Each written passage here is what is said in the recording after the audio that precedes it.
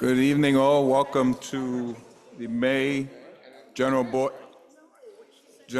meeting for Community Board 9 in Manhattan. I'm going to call a meeting to attention this time. We don't have a quorum. We should have a quorum shortly.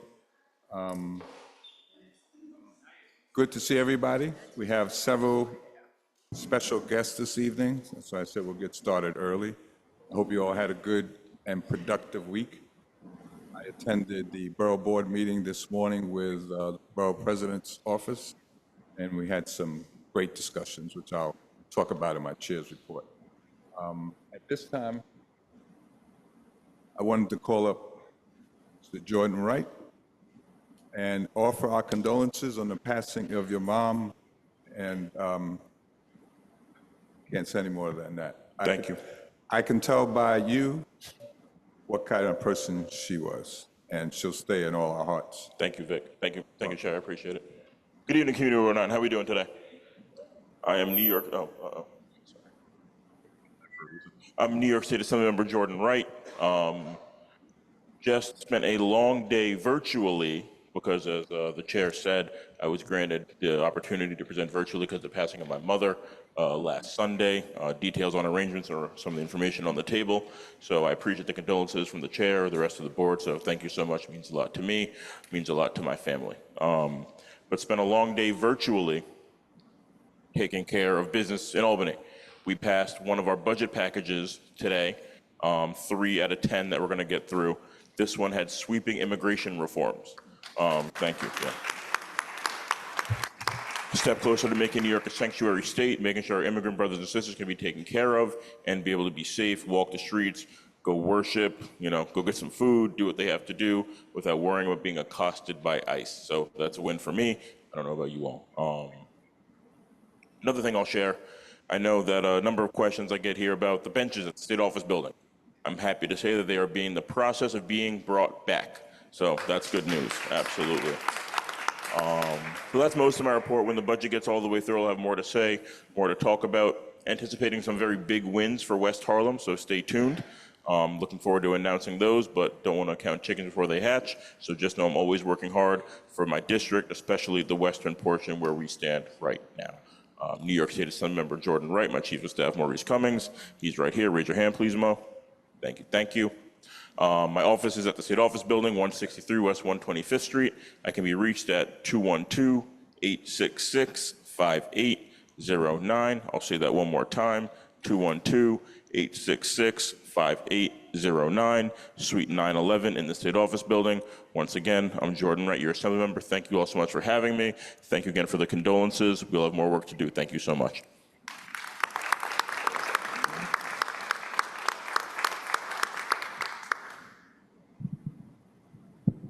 Thank you, Jordan. Appreciate it.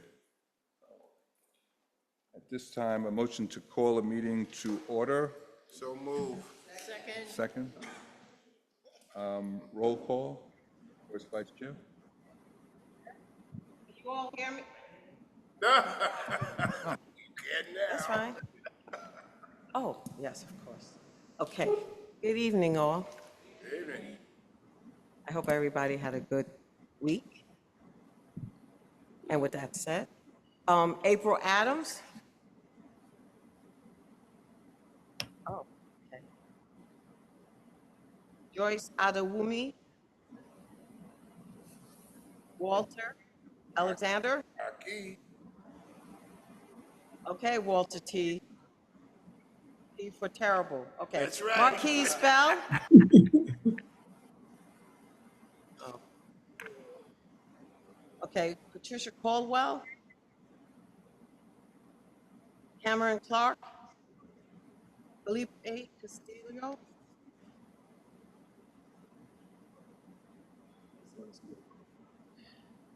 Okay, Juan Palomares. Gretchen Colony. Dijon Del Pino. Rita Dunn. Elizabeth Eastman. Victor Edwards. Present. Denise Ford. Lydia Gerson. John Martin Green. I hope so. Michael Gross.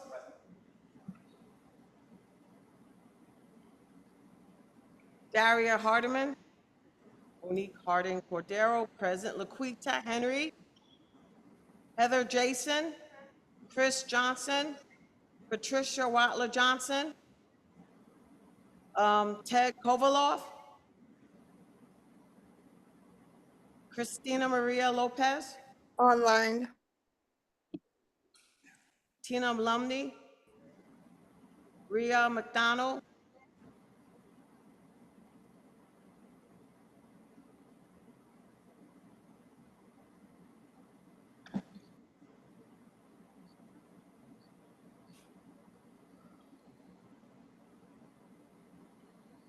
Alana Mercado.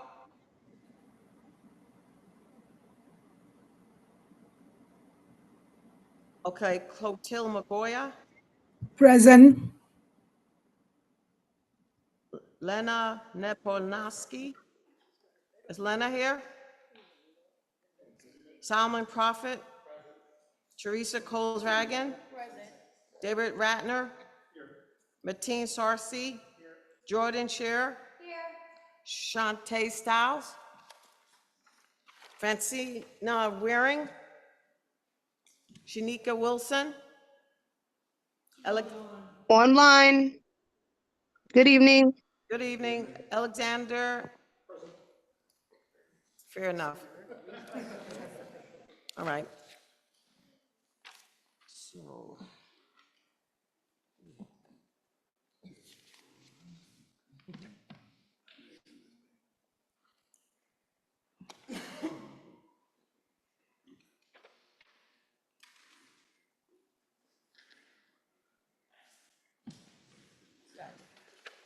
Yeah, we have quorum, Chair. Thank you. At this time, it'd be, motion to adopt the agenda, So moved. second, Second. and a motion to adopt the minutes with any necessary corrections. So moved. Great.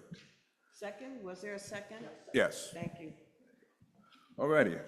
This time we have a presentation from one of our legal partners, Palante Harlem, be given by Elcia Vasquez and team. Elcia? Good evening, everyone.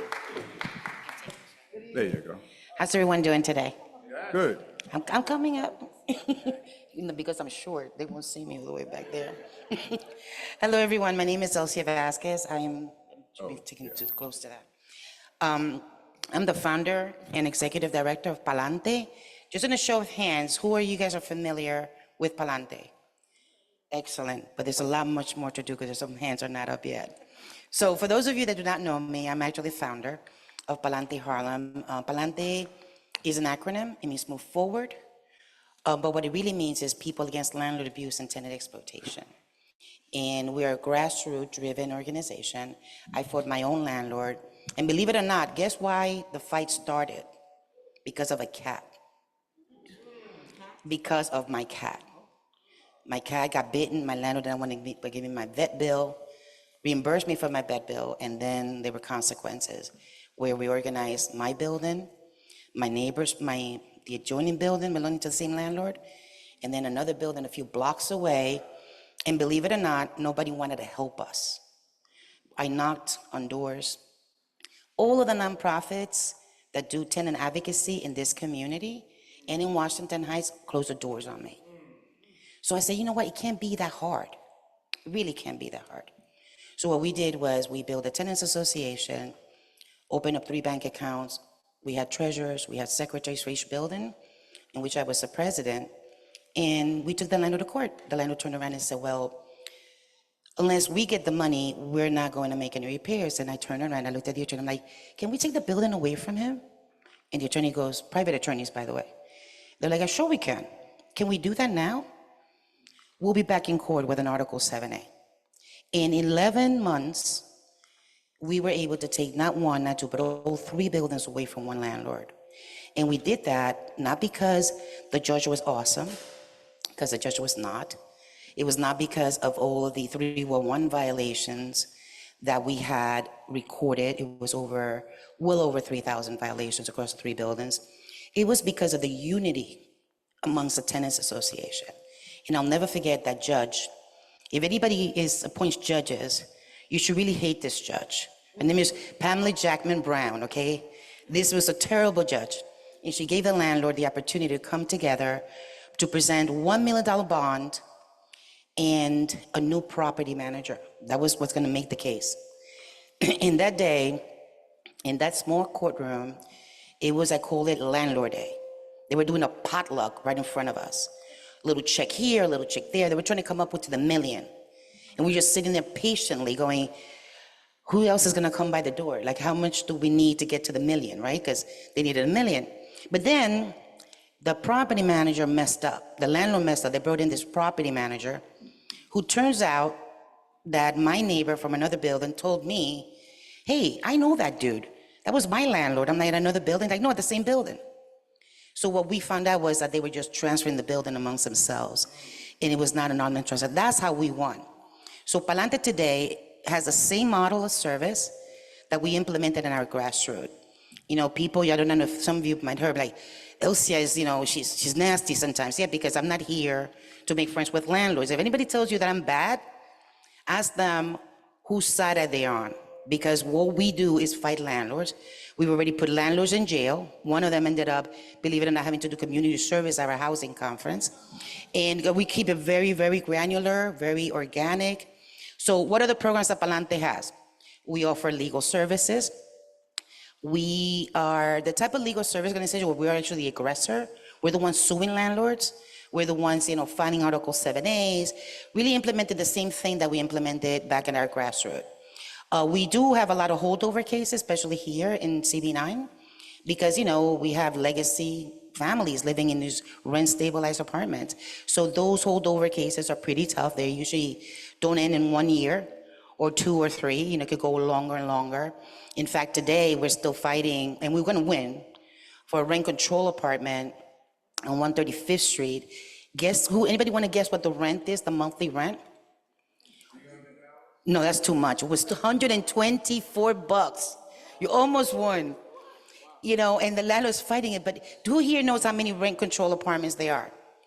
In New York City, it's only 20,000. And here in West Harlem, you got a nice chunk of those. So we've been battling that land on the same building, 135th Street. We've already secured 3 rent control. So this was easy going. So we're very confident, but you know, landlord wants to give it a go. He's spending legal fees. We are fighting it. And we're very confident we're gonna win. Another thing that we do is we do tenant organizing. And the type of, you know, approach of tenant organizing that we implement is very different than what you normally see. Because normally the person that comes to you that wants to organize has a direct issue that they're being affected with.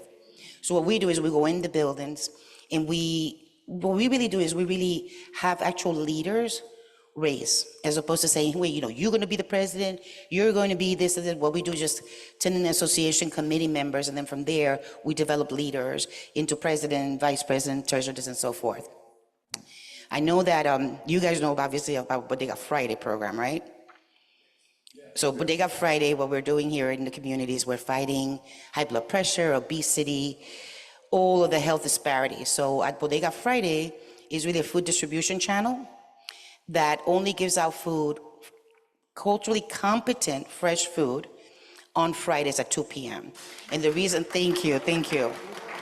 And the reason why it's called Bodega Friday is because we don't make it where it's a pantry.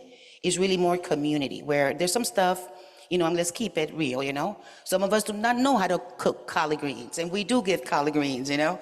And then some other people have other things. So we make it where they can choose what they like. Some of the, you know, non-staple items, so that, you know, do you want this, you want that? And it's grown now to a little bit over 250 people. So if you go on a Friday and you have nothing to do, you want to volunteer, you can see our folks that are our community members start lining up at 10 a.m. in the morning for a 2 p.m. distribution. But it's because we give fresh, literally fresh groceries, fresh food, and it's culturally competent. So you're gonna see the green bananas, you're gonna see the avocados, the watermelons, the collard, you're gonna see everything there and very specific to it. And thanks to, I know that he left, but thanks to Assemblymember Wright, They actually brought in common pantry to assist us. So now we're having more food. Now we can able to give rice, give beans and things like that, something that we could not afford. But that's one of our programs.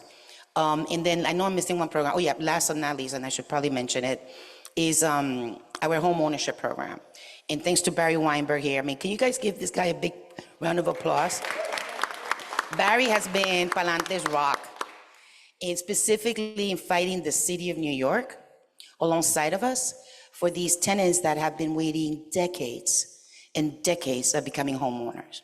Oh my God, I'm sorry. Can we also give an applause to Signe, because I just saw her. Signe has also been a terrific partner. I'm so sorry, Signe. You're short, and I'm short, but I see you. But Signe and Barry have been fighting alongside with us because the city basically turned around and said, you know, we promised these guys that we're going to sell them their units for $250, but we changed our minds because now the property value has changed. So we fought together. We fought de Blasio. We fought anybody that came in between. And thanks to our advocacy efforts and our policy efforts and Barry and Signe, we were able to change the city's mind, not through this administration, so don't get it twisted. This was the last communication, okay? But we were able to get the city to remove the private money, the private finance money, which is a mortgage, a private mortgage that these tenants would have had to pay. So now they're going to be able to get rehabilitation done right here in CB9. There's several buildings. So they're going to purchase their apartments for $250. It's going to be a co-op. They're going to have real construction by real developers. They're not going to be practicing how to shave on my face. And most importantly, they're not going to have a mortgage. So we're going to be able to preserve our international wealth and also make homeowners of these people. Now, for those of you that have not been in this community long enough, let me tell you how this works. The $250 is not, it was not a drop in the bucket that just came in. These are the guys that clean up the blocks. These are the guys that stood up to drug dealers. These are the guys that got the drug dealers out of their buildings to clean it, and with the understanding that the city was going to sell them their apartments. And then the city had to change their mind and be like, we don't do that. So while we're dodging bullets, we're getting rid of drug dealers, managing the building, all of these things, the city was like, well, we want you to pay the mortgage or the rehabilitation of the property. It's like, that's not what we had agreed upon. So back when we started in that other program, the city had allocated $100,000 or $150,000. We went from 150 to guess how much? Anybody want to guess? Per apartment. Anybody? Huh? Nope, 560,000 per unit. Okay, from 100 in 2015 we got it to 200, and then from 2015, which is what Signe and Barry have been fighting with me, that far back, we got it now to each unit is $560,000. So I said, you know what? That's good. We got the money, right? Now who's going to develop the building? Because money is stolen during the construction. So you know what we did? We stepped in, we brought in a developer, actually a reputable developer, and we brought it to HPD and said, so you know what? We would like for this guy to be vetted. And sure enough, he got it. And if it all works out, he's a developer that you guys know very well, is very reputable, and actually has the capacity to be able to rehabilitate not one, not two, but the entire Till Tennis Coalition buildings that we actually organize. And that's a big thing. And thanks to Community Board 9, also because you guys gave us the resolutions and, support. But Signe and Barry and in April, May, she rests in peace. You guys, we all made it together. We all worked together, and that's really key. Thank you, thank you. Now, one last thing. I know I'm probably running short, but let me tell you what we've done. So you all know that we had the contract from Columbia University, right? With the community benefits agreement, right? Now, you guys know the story behind it, right? Mm-hmm. The story behind it was that we did not have it until, I believe it was 2022. See, Palante is very aggressive. We don't say, you gotta give me a yes or a maybe, but a no will not be acceptable. So all these years, Manhattan Legal Services had this contract, but we're here. We're on Amsterdam, and we're doing the work. So we kept on. And what's that thing that, what do you call it when you crash a building down? What do you call that? Or the wrecking ball. We use a wrecking ball to get through. And we said, well, we just want half of the contract. So they said, well, let's do it. $150,000. We proved ourselves, and then Peggy Irisman from Manhattan Legal Services had to pick a fight with me. So I said, now I want the whole contract. So now we got the whole contract, all $300,000 of it. But it was very few years because all the money was wasted. So now, I want to tell you what we've done with that. This is just high bullet points. We've prevented 532 evictions. These are real evictions. These are people like actually getting evicted, okay? Rent overcharge. Oh, wait, hold on. There's a lot of stuff. Hold on. There's $190,000 in change on rent overcharge refunds. We secured 248 rent reductions in apartments. What that is actually that the landlord has to fix it. He fixes the conditions in order for him to get the rent money as to the level that's on the lease. The rents actually gets pushed back to what they used to pay before. We secured 18 succession rights, like I mentioned to you, mostly from rent control tenants, which is really awesome. And in the number of walk-ins, meaning people that did not make an appointment with us, we have 1,429. But that's nothing. Those are the individual cases. That is not the building-wide. So you guys remember all the fires that we had here lately, right? So we have represented in this area 14 buildings under this contract. And of the 14 buildings, 6 of them have been full vacate orders of fires. Thank God, to this day, and I knock on wood, everybody is back into their apartments. We fought the landlord, thank you. We fought the landlord, we, in court, used, our agencies, and enforcement agencies, which are really our partners, to make sure that we incentivize the landlord, as I like to say, so that he can rehabilitate the properties and bring back the families. And, these families are back, paying the same rent as they were paying before, and they're thriving. And I think that's a key thing, because when there's a fire, I don't care what anybody tells you, if a landlord is crying outside, those are not crocodile tears, those are happy tears. Because you have to fight with the landlord, because he's gonna look to how to destabilize these buildings, especially during a fire. So that being said, I can talk a lot about a lot of things, but I wanna thank the community board. I also wanna, reach out to you guys and say, you guys are here, you're not getting paid to serve. If you guys want to help a little bit more, Bodega Friday, we need pick and packers, we need people on the line. Palante is about community. So if you have a couple of hours or even half hour to help us, separate the bags, that's helpful. So that said, thank you so much. Thank you. You have questions? Yeah.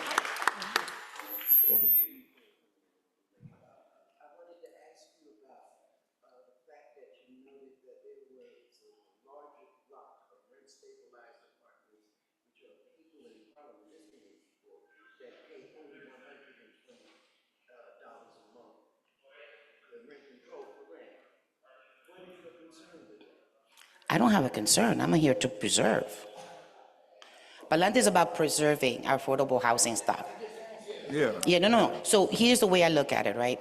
When people think about rent stabilized and rent control, I get it. Landlords need money. There's ways of getting money. But in order for a rent control tenant to have a rent that low, is not because that's the rent that should be paying.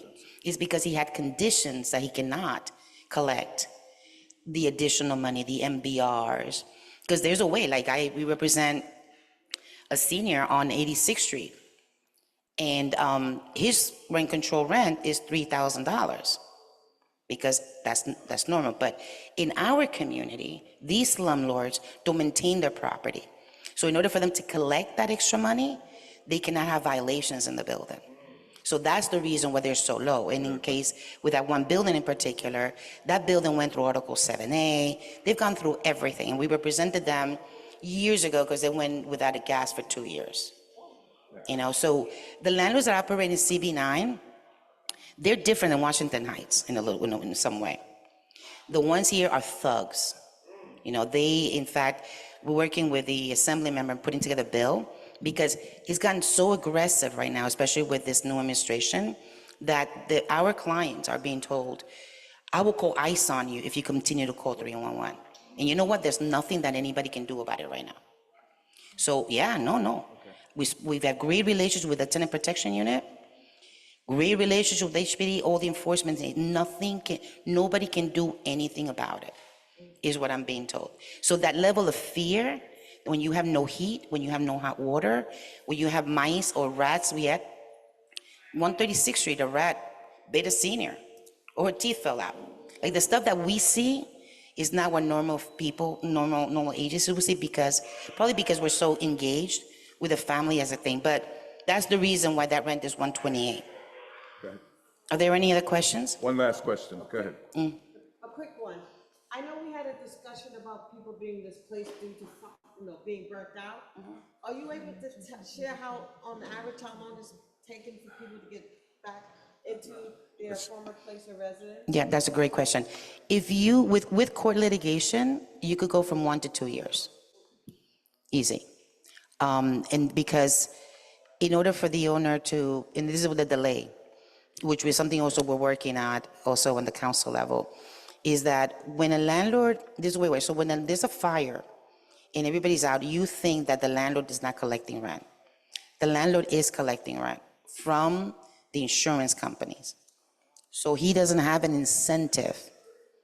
So all he's waiting is for his insurance money to come back. When he gets the insurance, he has to file the permits. And whenever they are doing the rehabilitation, there's different codes. Then like for example, in a lot of our apartments, we only have 2 outlets. Today, a room has to have 4 outlets.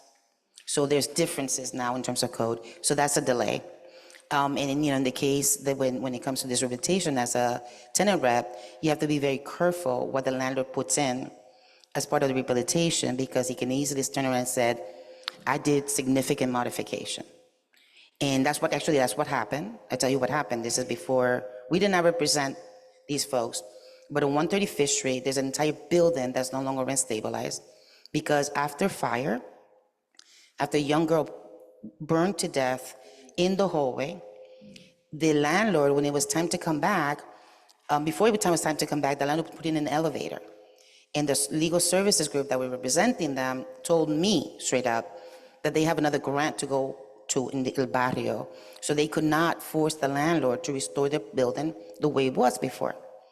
So because the landlord put an elevator, although he cut up people's apartments, after everybody went back, you know what happened? The landlord filed paperwork with the ACR saying that he did significant modifications. So literally the ACR, the agency that oversees these apartments, gave him the green light and said, you know what? Each one of these rent stabilized tenants move out, it's yours, market rate. And that was the lack of proper legal representation. But that's usually what happens in a fire. You have to fight it.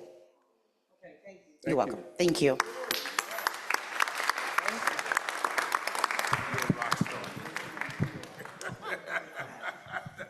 See, I don't know how to put this back. I have no intention. Okay. Our next special guest is Captain Johnson from the 30th Precinct, the new captain there. Thank you for coming, Captain.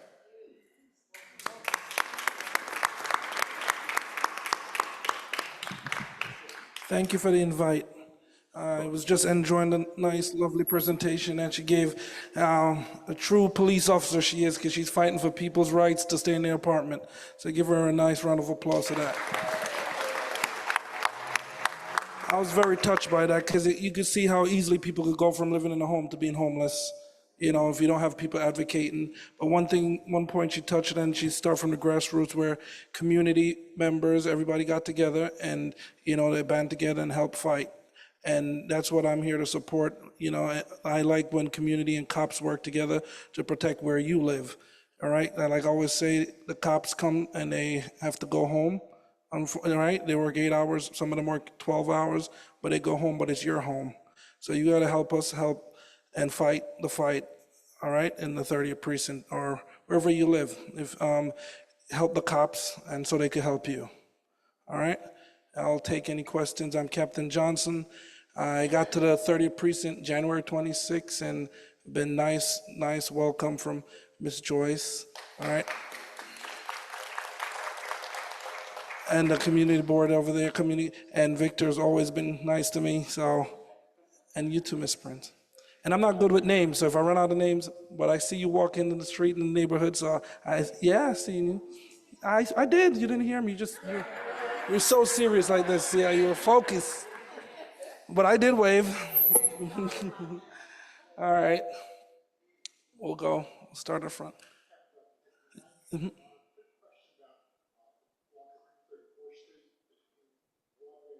Yeah.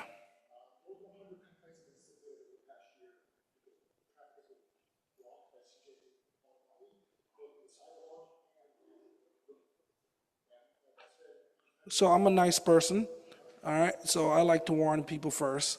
And my crime prevention guys went over there and we spoke to them about the whole thing. And I tell them the next time I come, I'm not going to be so nice. It's going to be tow trucks and enforcement. So we did go over there and warn them. Since I'm new to the community, we went, we spoke, we told them about the complaints. And I was speaking to Captain Moore because he covers one side of the street and I cover the other side. So I said, you know what? I give them a week, and then me and Captain Moore will do a joint venture, and we'll just deploy together and show them a lesson, and hopefully they learn. But we'll be repeatedly enforce it. We're aware of it. Is that 34th or 33rd? That's the next block up as well. Yeah. So yeah, we know about both. Yeah. Great.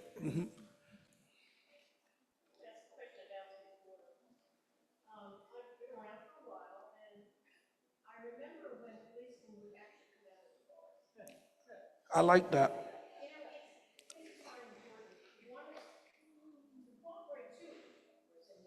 Yeah.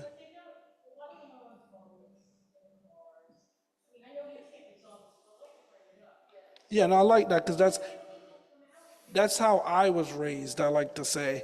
You know, that's how I was raised as a cop. I got 21 years, and I was on foot for a year in the South Bronx, 149 and 3rd Avenue, Cortlandt Avenue, around that area. And I met a lot of nice people by walking and talking to them, and that's how I was brought up to be a police officer. But I wouldn't say it doesn't happen. It still happens. We shifted how we do things, I would say. So, say for the 30th precinct, we're not considered a violent zone, which is good. All right, so the cops are mostly in radio patrol cars and they answer 911. The resources have been shifted to like more violent areas like the South Bronx, certain part of Brooklyn, and they have foot posts. So it's just, yeah, they have cops on foot.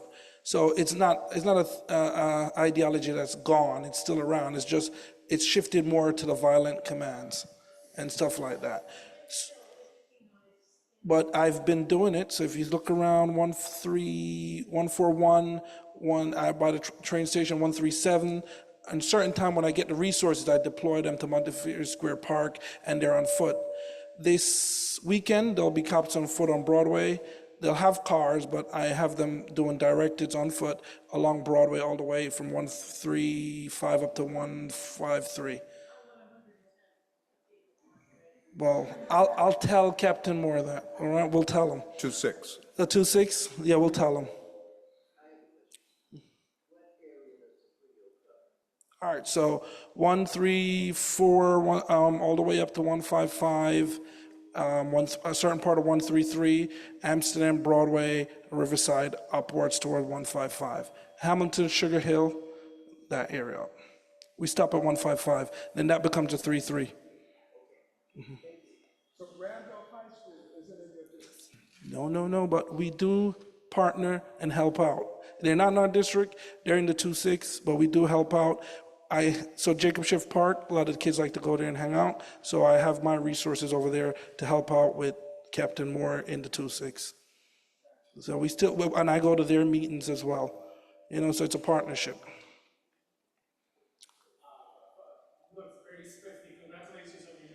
Thank you. I had to step out of the office for this post. I was assigned to special victims for like 5 years, investigating sex crimes all over the city, and I decided to go back into the street. So I left my office behind. Thank you. One thing that, as we're talking about resources and allocating resources across the community, one thing that I strongly believe requires more resources, and always on the line of, on the vein of what the lady here was conveying,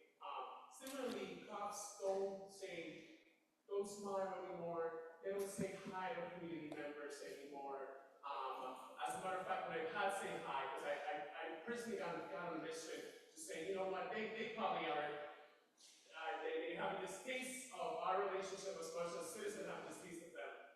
And so I've been going on a personal mission to say hi. I even have gone to say thank you for your service. Some of them have just completely just looked away, mean face. So I think that's a training like that, or a reminder every morning like that, takes little to no resources. Another thing that I'm very concerned about that I've been seeing over and over, and it kills me. I'm a public servant, and when someone comes to, and I work at Fox, but I'll just get to the point. You're talking about second chances. Second chances do not happen when people evade the MTA, and I'm seeing people just get criminalized because simply they cannot afford to take the train transportation. As simple as that. No one wants to jump the turnstile for the fun of it. No one. Sorry, I live near Columbia, I see a lot of the kids do it. Because they get a two-ride metro card. In case you have free transportation, period. I agree with you. But there's twofold, and I'll get back. I'll answer both your questions, and you're half right. You're half right, right? So, all right. So the new the cops today, I gotta say, it's rough for them, and you're right. They should be saying hello, but they're going through I got to learn how to do policing through the new cops, because we didn't have certain things that these cops have nowadays. They're doing their job out there. I see them. I watch the body cam, and you have people up in their face, like recording them and putting cameras in their face. They have people targeting them each time, and we're people too. I always tell people, right? And everybody deal with certain things differently, and some people know how to just turn off from one person to the other and smile to the other. Some don't, but it still doesn't give that. They should still say hi to those person and a lot of hello. And it goes a long way. But the campaign you're on, if more people do it, then they'll realize it's a friendlier society, and they'll say hi, and they'll switch up. But I do talk to my guys about being polite.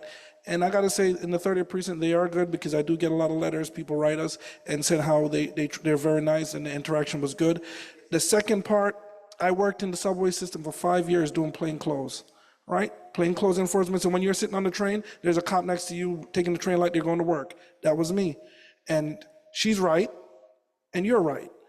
There's some people that don't have it, and then there's some people that have it and still jump the turnstile. But listen carefully. You got to understand. I understand your point. You're looking from the outside in. I'm looking from the inside out. I see it. And I believe kids should ride for free too. I agree with you. I think as a country we could afford that, and kids should ride for free. Unfortunately, I don't set the policies, but there are people that just, I've seen it with my own eyes, that just won't pay, and they said it's a given right. All right, so listen to this. I grew up in Jamaica, all right? I had to take the bus from a far place, and if I didn't have the money to get on that bus, I could not go to school, right? But guess what? My parents worked very hard to make sure I got on that bus. And it instilled some kind of level of discipline that I think to this day I carry, right? To make it on my own, to make it as far as I could come. I got here, all right? This job, this country have afforded me 2 master's degree, a bachelor's degree, and I never stopped going to school. I never stopped pushing. My parents worked hard, I worked hard, and my kids now behind me, I try to instill that level of discipline to them to make sure they work hard for what they want. And I understand that some people have it harder than some. I do get it, because trust me, I had it real hard growing up in Jamaica. All right? But I do share your point. Some people can't afford it. But there's been so much leeways in the transit system where even if they get a ticket when they go down there and they exploit that point, they release them for free. Can I ask for maybe a leeway for a second? Sir, Yeah, they do get that second chance. They do. You might not see it. That's what I'm trying to say. When they come in, we can't arrest them and send them down. They come in, get a ticket, they show up, and when they plead their case to the court, they do get that chance. I'm telling you. If you go down there and just watch, they just release them without paying a fine. okay, last question here? Sorry, this is another point about the subway. Okay. So I think, like, in addition to your point, I feel like the transition has not been really smooth. I know there have been times that I've been struggling with turnstiles,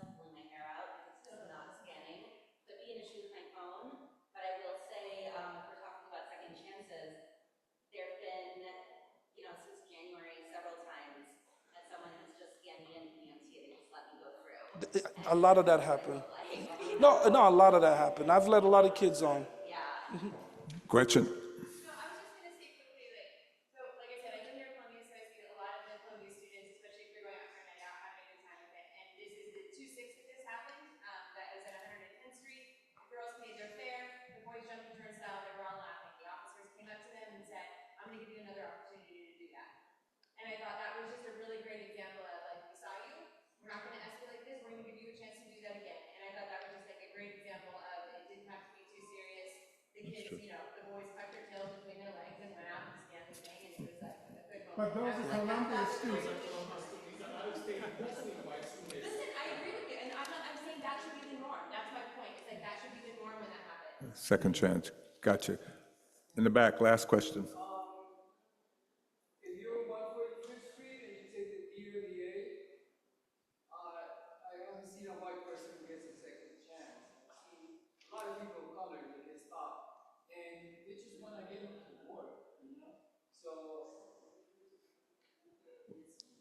irrelevant to have this. If you go by 145 and St. Nick, That's not even my point. The last time we were at UST meeting, he told us that police was gonna do some interventions on Broadway 137 Street, and I walked home and they were there. And I appreciate that a lot. right as you said it, I sent them there. They were deployed there. I just wanted you to know, we appreciate it. No, thank you. A lot of people calling you that week, and you did something about it, so that's very important. Thank you. Thank you. Thank you, Cap. Appreciate it. All right, thank you for having me. Thank you so much. Okay. Moving on with the agenda. Chair's report is in your packet. I will go through it a bit. First item listed there is Legionnaire's disease. 2 bills were passed recently that, one, inspections in buildings have to happen every 31 days, and the fines have increased. I think those are the only ways we're going to solve this issue. Landlords doing self-inspections, they're not going to tell on themselves, but if they are caught, a higher fine, I think, will help, and they keep moving along. 3333 still has an issue there. Their last inspection, 7 apartments still had Legionellas, and when they did the testing, which is way down from the original 17, so they're moving forward with that. Good to see. Elevators. As many of you know, we're getting an elevator here at 125th Street, which I think is really great for our seniors, people with disabilities, small children, parents with carriages and the like. So I'm looking forward to that. $33 million from Columbia is helping with that. Right now, I'm fighting with MTA on the platform at 125th Street. If anyone's been up there recently, it's a mess. I spoke to MTA chair when he came about the elevator. I said, the elevators are great, but what about the platform right now? It's a severe tripping hazard. They have planks of wood that they put over concrete when it cracks, but it's not level with the concrete. It's 2-3 inches high, some gaps there. I've spoken to Sean Abreo's office, Mark Levine's office, so we're going to keep pushing this. And actually, I'm going to do an article with the Spectator as well. Let them come out and take pictures. Like I said, the elevator's great, but until that happens, we need to be able to walk safely along the platform. Trip and fall, you're on the tracks. Just doesn't make sense. Elevators at 137, the uptown one is working. Our youth has tested it several times, and it's working. So by August, we hope the downtown side elevator will be working as well. Because prior to that, 96 was the elevator and 168th was the other one. So what about the ones in between? You want people to take mass transit, you have to make it convenient and accessible. So I'm really glad to see that. We had 2 events recently. We had the Senior Resource Fair right here, a big hit. We had Al Taylor, Assemblyman, come in and speak, and MTA Chair came in and spoke as well. Great turnout, a lot of good information. Thank you, Walter, and your team. Excellent job as usual. Thank you so much. Last Saturday, there was a youth showcase. Our arts and culture group put that forward. I wasn't able to make it, but I understand it was great turnout, and I did get some feedback from Riverbank thanking us for coming out. So Tina and your group, thank you very much for that.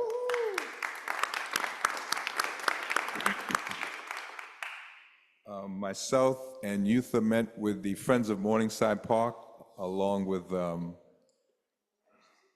MHCC, Morningside Heights Community Coalition, regarding drugs and encampments in Morningside Park, closer to the end, 110th Street area. So we're trying to figure out several different tactics for that.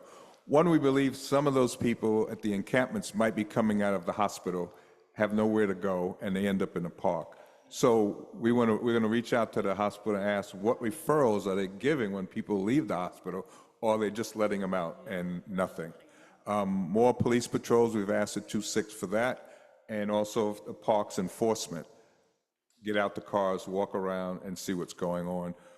More lighting is a budget issue, so we said maybe just trim some of the trees back so you get more natural light in, and pole lights that are already there. So we're going to keep working on that as well. I was informed today at the Borough President's meeting that I attend on Thursdays prior to this meeting that the BP's Uptown office will now also have an immigration center as well located there, so people can be referred there as well. Also, is some grant opportunities for what they are. Flash grants, 501(c)(3)s that's already been expended, they can get reimbursed. I'll get more information on that as well, so I can give that out. And I think that's most of my report. I did meet with one of the directors from EDC earlier this week over at Janus Properties about trying to bring more jobs and technology into this area, specifically where the Mink building is. So we're going to be meeting with them, and I hope to meet with economic development to talk about that as well. A lot of things are going to Brooklyn, but we are capable of doing the same here. So why not bring that here? And they're jobs, you know, and we need to stay on the cutting edge of electronics and things of technology as well. So any questions on my report? Walter?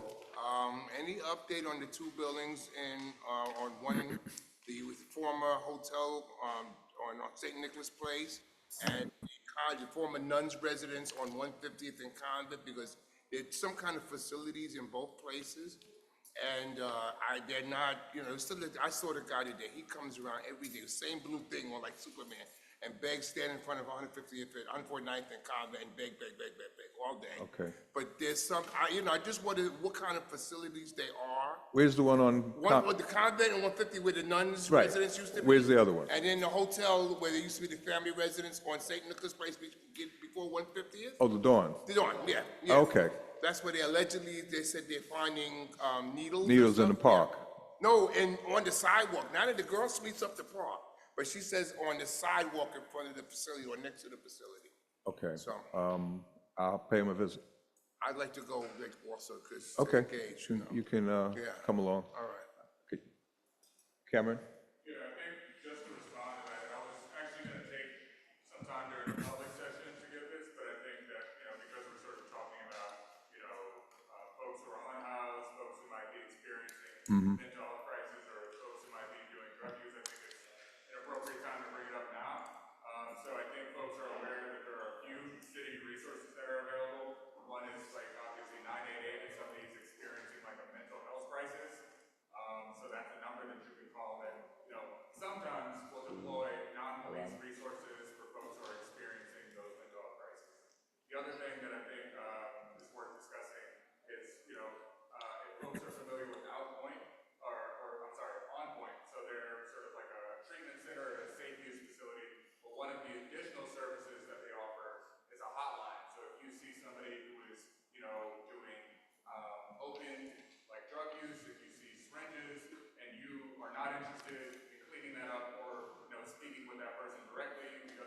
safety concerns, whatever, there is a phone number that you can call in if you want to take out your phone so that you have it on you.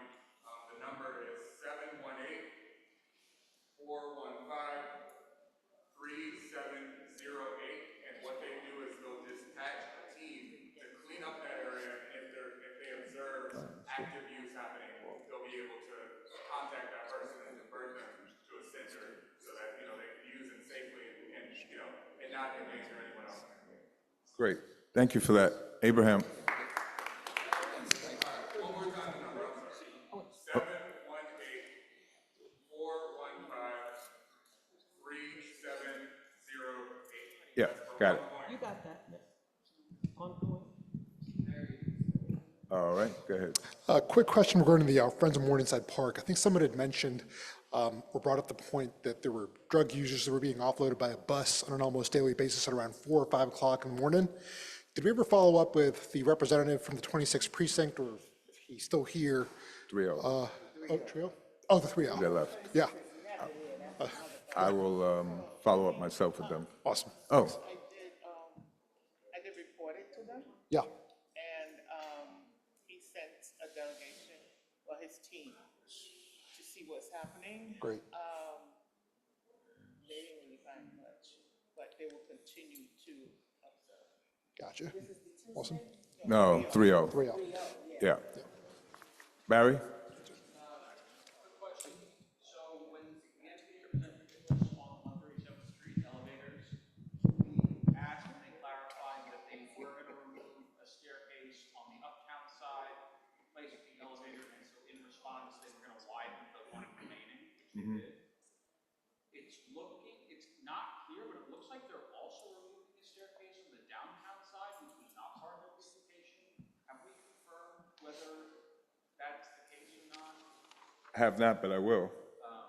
Yeah, and then Walter, 137. 454 Convent, the old convent. It was bought by ACMA, which is a supportive housing provider, and it is now supportive housing and supportive services for formerly homeless people with mental health. Do they have like a, we'll talk offline, yeah. We are inundated with these people who don't have mental health problems in this neighborhood. I agree. Children right here in that neighborhood. We are inundated with these mental health facilities within our neighborhood. And I'm talking about within Community Board 9. This is less than a block away, because I've lived over there. And less than a block away from a public school. All of these facilities are going up, and we're wondering why people are begging in the street. We're wondering why, right in front of the Dawn Hotel, that they have put another facility for drug addiction. It's a highly populated area. There are a lot of children in this neighborhood, and for some reason, we can't get protection of our children and the regular, in a working class, and I live in Sugar Hill, in a working class neighborhood, cannot get protection from the police department, which is right up the block, the 3-0, no offense, Sergeant, right up the block from the Dawn Hotel, that I think we have to do a lot better than we've been doing to protect our own people, and make sure that regulations are followed, that I don't see where there's no protection. I have to disagree with you with that. I'm constantly over there. Now, we do have an oversaturation of facilities. I agree with 100%. And as you know, I was pushed off the board for saying that, basically. But as far as the police in that area, I see them constantly. I'll bring up again with the captain. Like I said, he'll come and listen. I'll come.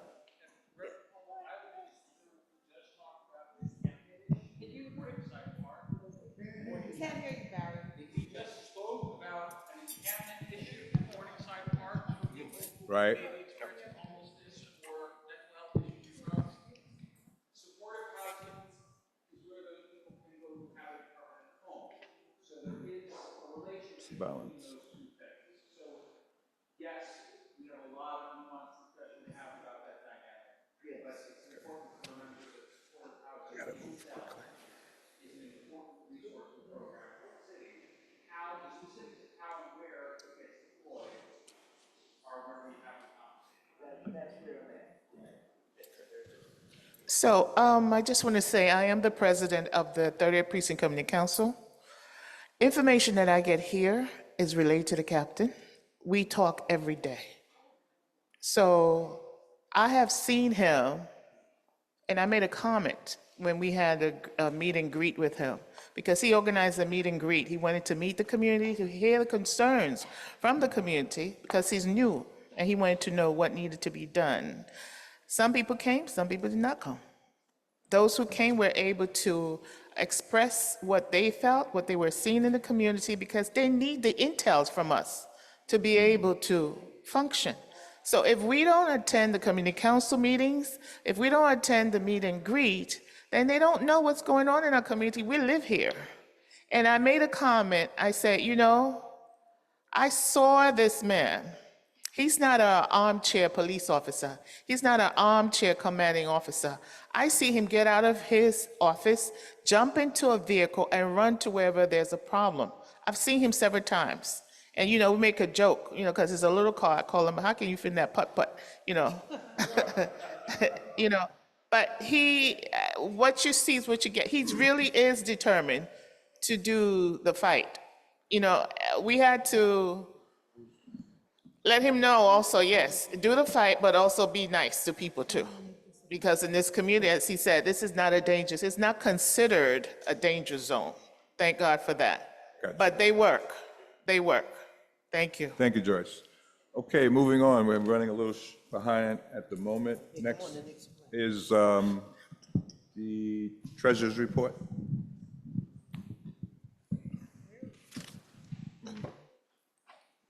Good evening. As you see and hear, the treasurer is at tonight's meeting. She asked for me to, in addition to her report, make the following announcement. Mayor Mandani released the FY27 executive budget proposal on May 12th. The proposed budget is approximately $124.7 billion. Mayor Mandani plans to permanently fund NYC libraries and parks, and they are slated to receive a total of $46.7 million. Yes. One of the largest spending areas is in education, with city school funding reportedly reaching about $43 billion. I think that's great. The executive budget must still be negotiated with City Council before the final adopted budget is approved, which typically occurs by June 30th, prior to the July 1st start of the fiscal year. So keep our fingers crossed. Also, she mentioned the participatory budget is a democratic process that allows residents to directly decide how part of the public budget is spent. In New York City, the citywide participatory budgeting initiative is called the People's Money. The program gives residents the opportunity to propose and vote on community projects funded through public dollars. Voting cycle started on May 6th and is open through and including June 21st. The link for voting is included in the DM's report under participatory budgeting. And we also have flyers at the table that you could share with your neighbors and friends and family. And that concludes the treasurer's report. I'll just zoom right into the DM report. In addition to my report, which is included in your packet, the chair mentioned that Legionella testing regulations for cooling towers went into effect. I'm adding to his report. Went into effect on May 8th citywide. As the summer nears, these new rules require building owners to test cooling towers for Legionella bacteria every 31 days as opposed to every 90 days. New York City Health Department reminds building owners with registered cooling towers of water management requirements as weather warms and cooling tower season approaches. Also, CB9, in collaboration with the Manhattan DA's office, will be hosting a Shred Fest on Friday, May 29th, in front of the board office at 3291 Broadway. Please see flyers at the information table and share with your neighbors. And please note, it's just for the residents of CB9. I mean, we're not gonna ask for ID, but please don't share with your cousin in Long Island and your mother-in-law in Brooklyn. Also, Cash for Guns, gun buyback, no questions asked, will be held on Saturday, June 13th, 10 a.m. to 4 p.m. at Central Baptist Church, 166 West 92nd Street. Flyers are available in Spanish and English at the information table as well. I was in a pre-meeting for the event this afternoon, and concern was raised that the buybacks aren't held within the district. West Harlem and Central Harlem, and they announced that going forward, they will make more gun buyback programs within our district. And part of the reasoning, they said, was because the young people that have the guns are afraid to be seen submitting the guns for money. So they did it in 92nd, yeah.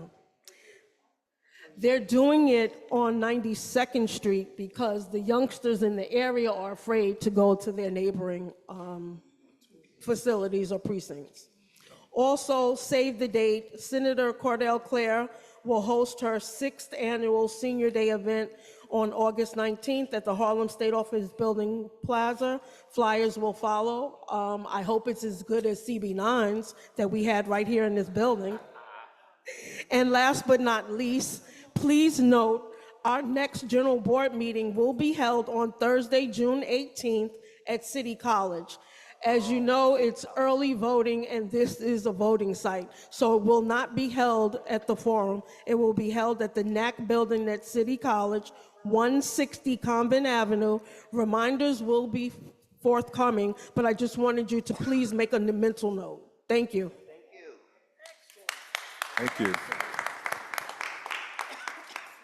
Next on the agenda is West Harlem Development Corp. report. That is in your package from Ms. Watler Johnson. And then we go to Morningside Heights Community Coalition, Michael Gross. Hey everyone, how's it going?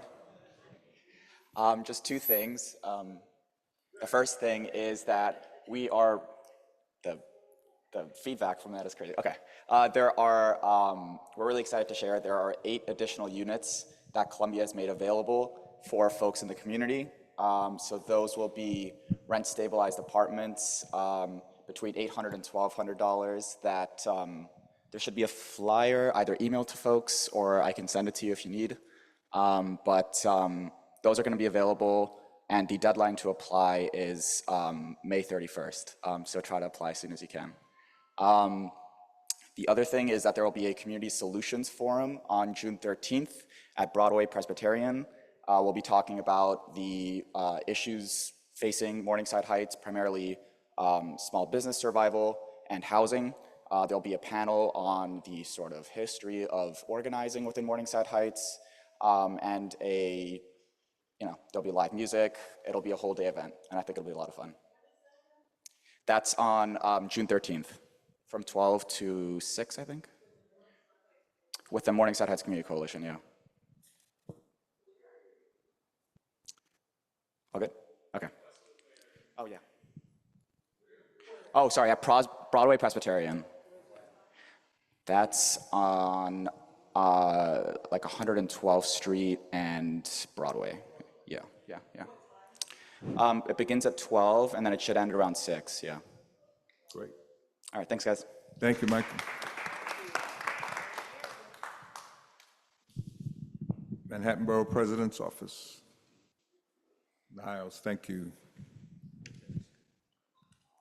Good evening, everyone. Evening. All right, I'll be very quick as possible. Right now, Brad is not in the country. He's actually at a leadership conference in Italy, so he cannot make it. He sends his regards as always. All right. The Trump administration has no right to access the private medical records of New York families. And their effort to intimidate NY Langone will fail. New York SHIELD law, which our office helped pass and sponsor, prohibits New York law enforcement and courts from enforcing subpoenas or warrants related to legal gender-affirming care in New York. Manhattan will and must remain a safe haven for trans youth.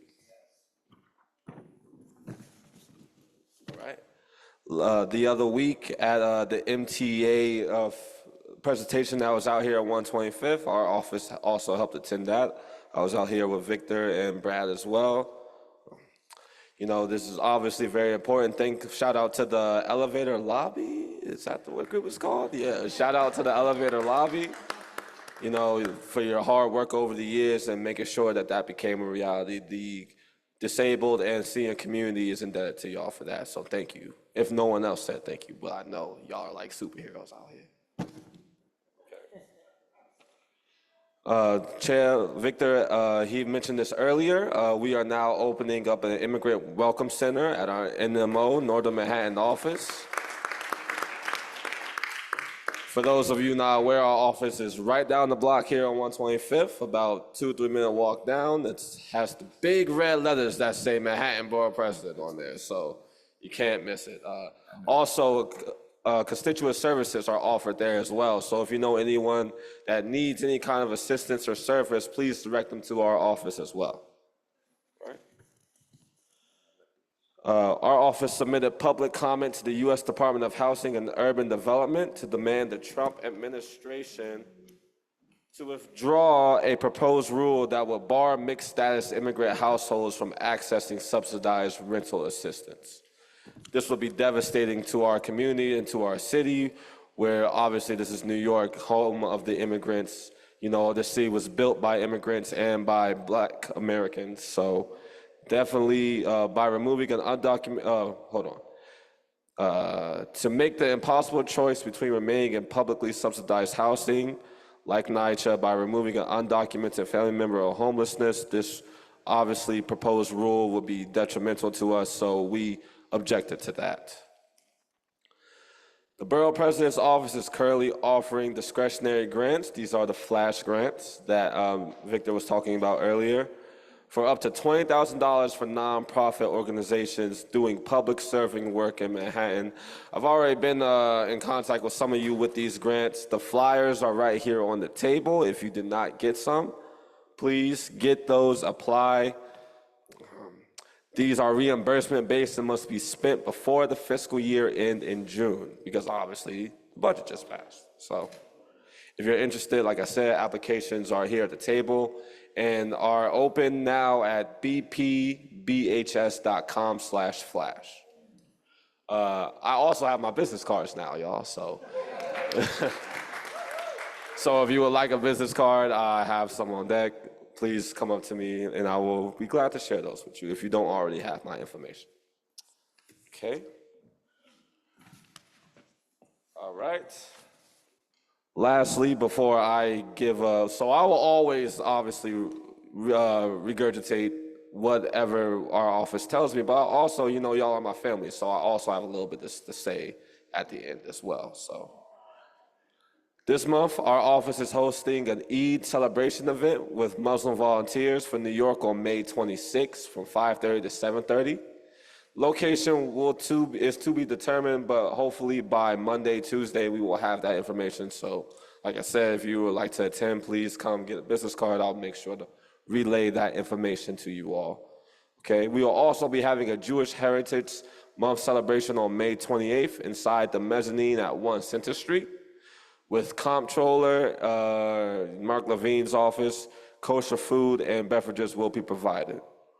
We are also having, our office is partnering with the Whitney for Pride Month, which is next month, and we will be providing complimentary tickets from 1 to 5 p.m. on June 5th as part of the Whitney's Free Friday Nights. If you have not been to the Whitney's Free Friday Nights, that's one of my favorite things to do in the city, to be quite honest, so you should go if you're an art lover like myself, all right? Keep in mind, we have an exhibit planned for our office's gallery with MoCA sometime this month or next month. It will be focused on photographs and maps of Chinatown throughout the ages, all right? Okay. Everyone else, all these other points have been touched on. Okay. This is where I give you all the real, all right? Community board applications are being finalized and sent out as we speak. All right? I just wanted to touch on the fact that Assemblyman Jordan Wright was here. If y'all don't know, he just lost his mother, and he still showed up.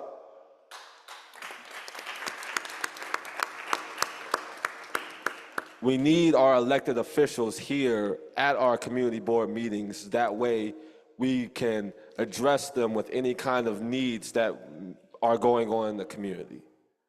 I am a full supporter of that. And the fact that Jordan was able to come when he's going through such a hard time, him and his family, speaks volumes of that. And that's why I expect of all our elected officials that we have put in office.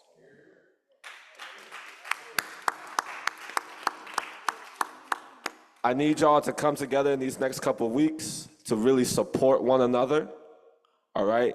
If that means drafting emails, if that means drafting letters to people that you feel should be here, that's what that means, okay? We need to support each other like the family that we are and champion those that have done the work to make sure that our family remains tight-knit and West Harlem doesn't just become a dumping ground for whatever kind of developments or anything that people think. And that's it for my report. Any questions? Yes. Sorry about that. Quick question. Yes, ma'am. The office is open, correct? The VP's office on 125th? Yeah, it's open. I don't know, maybe I'm not walking by at the right. 9 to 5. Every day? They are very strict on that 5, I will tell you. Yes, sir, in the back.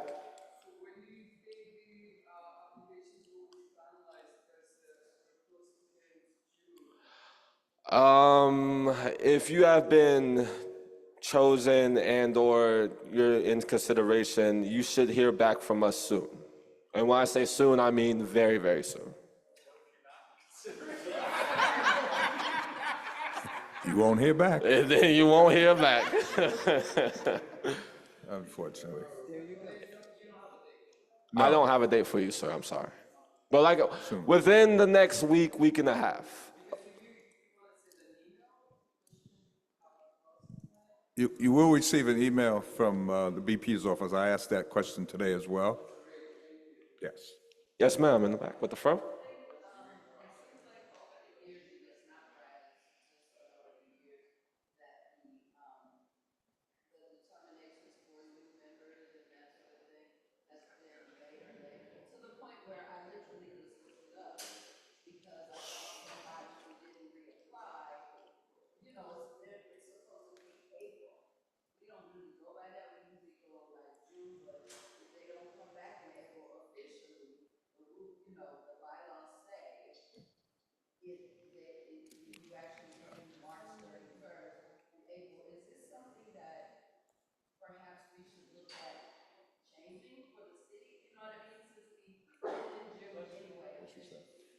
So what exactly is your question?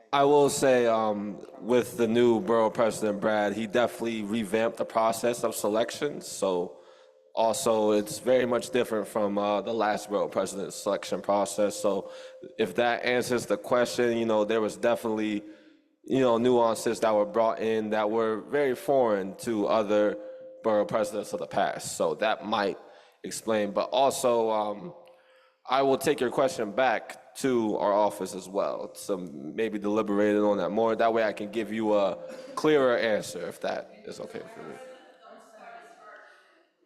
No, you're fine. Yes, ma'am, Ms. Steele.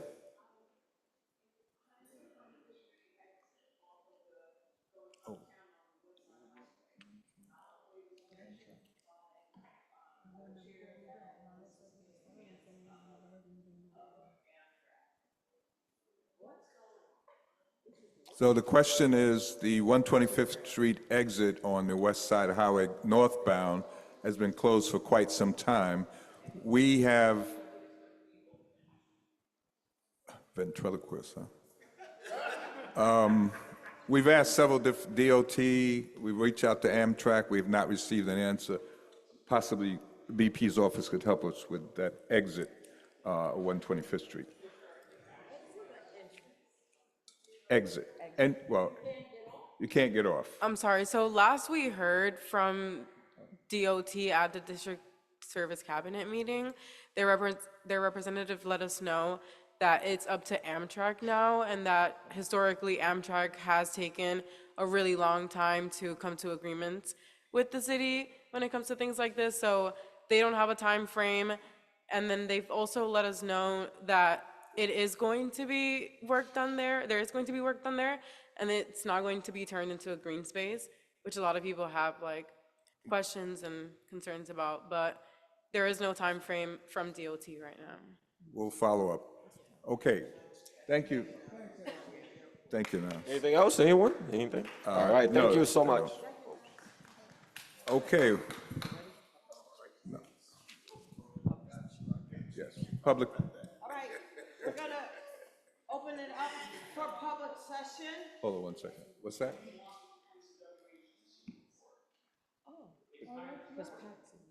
Oh, okay, it's in the pack, okay, go ahead. So just Okay, very quick. Yes. without the mic, can everyone hear me? Yes. So bad. It's worth saying this live. The grant application deadline for the West Harlem Development Corp's FY '27 grants is June 5th at 5 p.m. So if you have or know somebody who has a nonprofit that has a program that serves 75% of it is CB9 residents, they should apply. There is a webinar on the WHDC website explaining how they can apply, what the qualification guidelines will be, etc. I will also thank Juan Colmenares, who sent us a lot that he suggested would be a good place for affordable housing. Please, if you have ideas, if you see something in the neighborhood, there is still an affordable housing fund that needs to be redeployed in service of affordable housing in our district. So please send those to me, to Yutha, to Victor, to the CB9 Housing Land Use and Zoning Committee meeting. And there are also, the last thing that's worth shouting out, if you look in your packet, the paid summer internships for Harlem teens, 13 to 18, July 6th through August 14th, either 9 a.m. to noon or 1 p.m. to 4 p.m. at the Boys and Girls Club on 145th. Please do apply or email summer@bcgharlem.org or call the number listed there. Jazz Festival schedule is on the back of the report. And we are still hiring a grants writer. The application's on our website.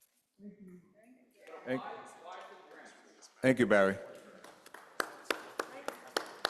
right. Now, we're gonna Public open- session? Yeah, we're gonna open up for public session.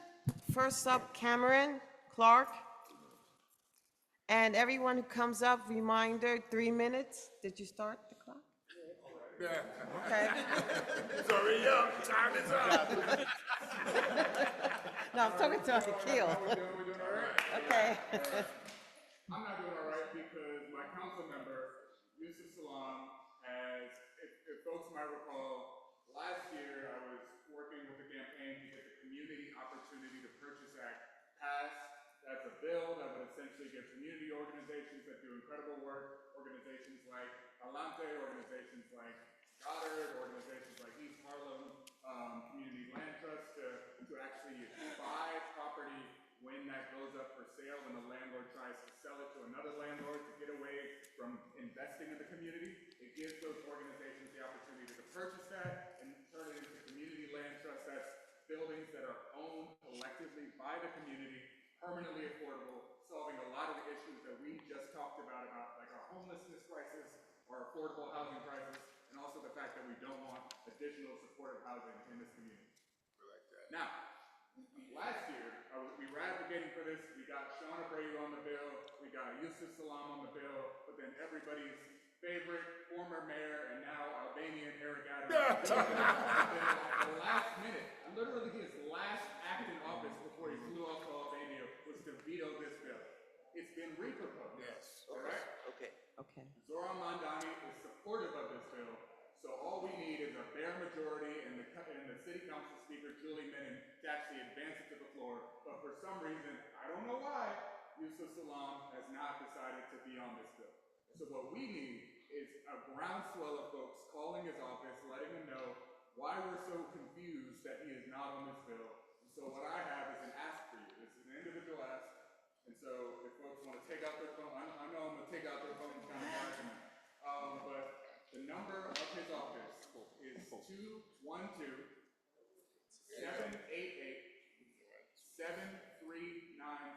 Oh, wow, he had a direct. 212-788-7397. And I know a lot of y'all know him personally, so if you know him personally.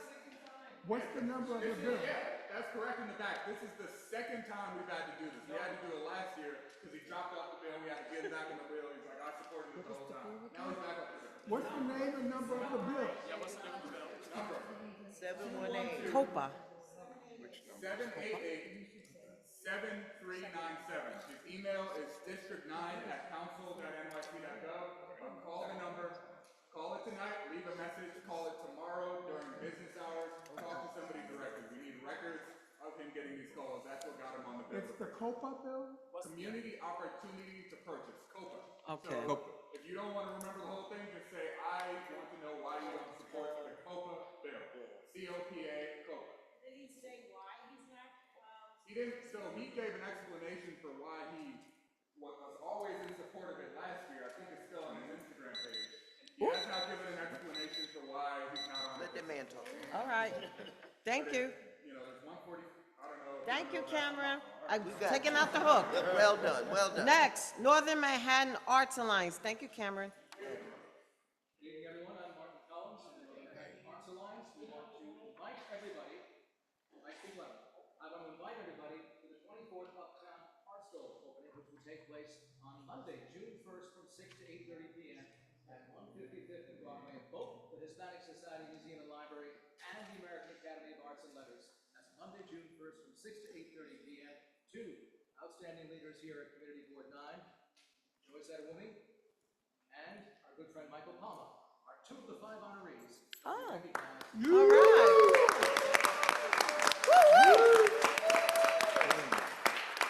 Monday, June 1st from 6 to 8:30, so we hope to see you. We will have music by the National Jazz Museum in Harlem, free refreshments, and exhibits at both libraries will be open to 7 exhibitions and artwork available at both Hispanic Society and Arts and Letters. The art store will continue throughout the entire month of June with hundreds of events, exhibitions, and open studios. I left as many of the 72-page guides, that I could possibly carry here tonight with me. There's a QR code in front of all the materials, which will take you to the calendar. There's flyers over here as well. The entire 72-page guide is a PDF of it up on our website, our NOMA website, which is NOMAANYC.org. So that's lots of exhibitions, open studios from 125th Street all the way up to 220th Street. And West Harlem, small businesses, the level of buy-in, which you'll see in this 72-page guide from West Harlem small businesses this year was just profound. So again, our congratulations to Dr. Joyce Adewumi, to Michael Palma, and we hope everybody here in the auditorium tonight, everybody watching at home will join us Monday, June 1st, when we recognize them as part of our honorees at the 24th Uptown Art Store opening. And where again is it on the 1st? The location? West 155th Street and Broadway, the Hispanic Society Museum and Library, and the American Academy of Arts and Letters. The entire Audubon Terrace will be filled with music, food, and beverages. Thank you. All right, next, Isaac Sorrell, Hamilton Grange Library. Hi, everybody. My name is Isaac Sorrell. I'm the manager at Hamilton Grange Library. I just wanted to promote, it is summer at the library. We are very excited. We have all of our usual good book giveaways for kids and teens. This year, we are doing a special push for all of our adults to have fun at summer at the library, too. So we are doing our big summer book club. So that includes summer reading challenges for adults, including giveaways for like free totes and hats, as well as the Big Summer Book Club, which will include, this year we've selected The City We Became by N.K. Jemisin. Maybe some of you know it as the book for everyone in New York to be reading this summer. We have unlimited checkouts, e-checkouts for the ebook and e-audiobook, as well as free copies and select branches to come pick up. So join your fellow New Yorkers reading that this summer, and it will culminate in a big special event at the Delacorte Theater on August 17th with the author and special guests. And then some local things to Hamilton Grange Library as part of our summer programming. We have a couple really great programs for families. On June 22nd at 4 p.m., we have our summer kickoff. It's called Dry Ice Discovery. It's basically a science show for kids. So just because it's summer doesn't mean you can't keep learning. So come check that out. It's going to be really fun. And then that same week, June 25th, also at 4 p.m., we are having friends from the New Canaan Nature Center come by and do a show for kids. We're going to have critters and live animals in the library. So that'll be very fun. So come check that out, please. All right. Thank you. Okay, Alex.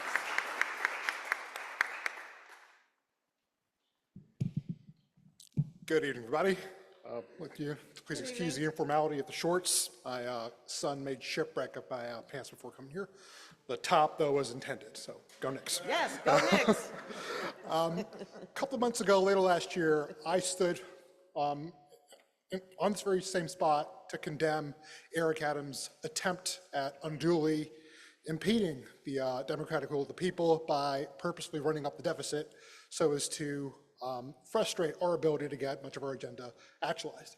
Today, I'd like to take the opportunity to commend Mayor Mamdani for closing that loophole by taking a measure that I think was great. A pay-as-hair tax on luxury homes is something that was much needed.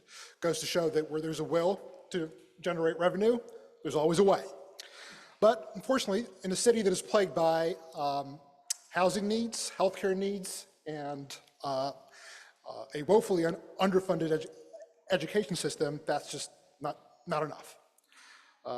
Last year, the city paid 54.5% of New York State's taxes, only to get 40.5% back in return. By and large, when it comes to the federal government, we end up losing somewhere between 10 to 40 billion dollars of what we pay. We're not asking for anybody's donations. We've got the money. The money's here. We don't need to have anybody afford us any favors. We just need to keep it here, and we need our electeds to work with us and to represent us duly by ensuring that as much money as we pay, that we get to keep as much money as we pay into the system.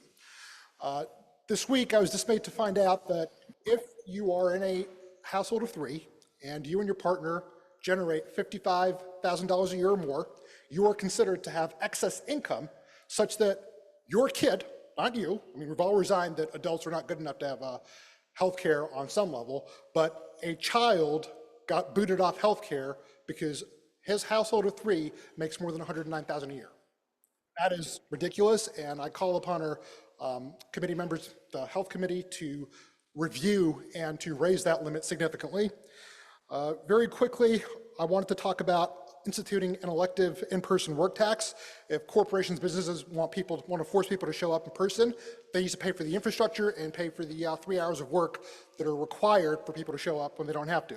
Also, when it comes to taxes, a pied-à-terre is great, but that's only a start.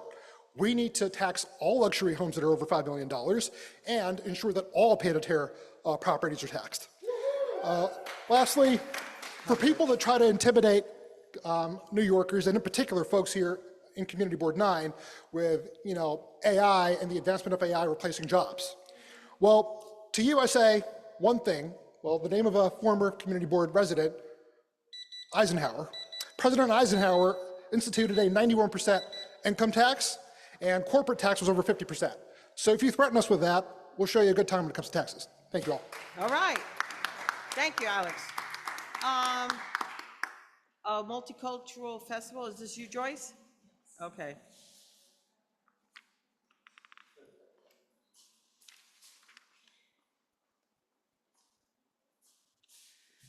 Good evening, everyone. Okay. One love, one heart. Let's get together and feel all right. All right. So, yeah, I was trying to figure out what would I start with. Anyway, the police, believe this or not, 2009, they were going out in the community asking the community to come up with programs that would help to reduce hate crimes and help to foster better relationship with police and community. So yours truly went downtown and said, listen, I have an idea. Everyone has their own festival parade. You have the Dominican parade, Irish parade, this one parade, that one parade. Why can't we all just come together and learn about one another? And then let the police also be free to participate. Because most of the time when we engage with the police is either we're in trouble or someone we know is in trouble. But let them be able to come in and dance and talk and dialogue, because we need that opportunity to dialogue. So I told them this, I said, and the reality is that every single one of us is a potential victim of hate crime, you know? So if we don't have that opportunity to sit together and dialogue and get to know one another, horrible things can happen. I know I have faced stuff because I'm African and I'm Black, whatever, but it's okay, you know? I get to know them and they get to know me and we become friends. So the first time that we had a meeting with leaders of just different groups when we were doing the festival, one of the things that happened was this. There was a man that came from Jamaica, Queens. And he told me, he said, Joyce, we were all sitting like this talking about this festival. And he said, Joyce, I've been in this country for 40 years, but I've never been to Harlem. I've never been to Harlem because they told me Harlem was dangerous and dirty. But he said, but you know what? I'm going back to my community. I'm going to tell them that Harlem is beautiful and the people there are beautiful. So what does it do? This festival helps to break down the negative stereotypes. So the name of the festival is what? New York City Multicultural Festival. And it's taking place June 6th at Jackie Robinson Park. That's our opening. And then we come over to this district on St. Nicholas Avenue from 141st to 145th. And we take up the whole street. One time, there was a little boy who came up to me. He said, true story, I have my hand up there, you know. He said, Miss, I had the best day ever. So this is what has been propelling us to keep this festival going for the past 17 years. We also want to thank all the elected officials. Lions, where are you? Thank you so much for jumping in and helping us, all the elected officials, MCB9, all the time. Everyone, it's a community event. So if you want to do something, you want to participate, you want to be there, just come and have time. I'm gonna have a great time. Thank you so much. Thank you. All right, next, community craft work. New nonprofit and CB9? Community craft work. All right. Great, Leon Valera, this is... Stefano, I'm also in short, where is, yeah. Stefano over Stefano here. Biagione, yeah. We have begun a nonprofit. This is not the first time here. Well, welcome back. We began a nonprofit that has gained an incredible momentum and support from the community, which we're really proud of, but more importantly, proud of the community's commitment to it. It's called Community Craftworks. It partners with schools and offers in-class and in-credit or an elective credit course or an after-school model as well to open up to the rest of the community, where students will gain hardcore job-ready certifications in two pathways, either woodwork or design, for those that are more tech adept. With design, we're talking about, you know, CAD, those same systems that are used for architects, designers, and so forth. And for wood shoppers, we're making sure that they are gaining the certifications and accreditations. More importantly, certification, I got so many of them, but I cannot do anything with them. The accreditation, that if they decide not to pursue higher education, they are ready to enter the job force, and jobs paying from $45,000 to $70,000 a year. We have, again, extreme support from a lot of the community boards. We're hoping to get your support as well through the letter of support that I will be emailing you as well. And yeah, I just wanted to mention that my passion for the a little more leniency for kids and all people and New Yorkers at the MTA is because we are criminalizing students and we're kids, youth, and we're stunting their success before it even happens. One demeanor is fine, one ticket, if not paid, it's fine. If they see another ticket on the system, that's another ticket. Next thing you know, you're in jail. Next thing you know, the kid is in Rikers Island. We want to avoid that altogether. And again, not just for kids, not just for a community of colors, for all New Yorkers. And I just want to ask the community to lead with compassion and compassion first. I live right next to a shelter that I advocated, and I'm not gonna lie, the people in the shelter drive me nuts. They live right next to me. But I have to remind myself every single day, they need a home, they need a home, they need a home, they need a home. So community craft work, support us.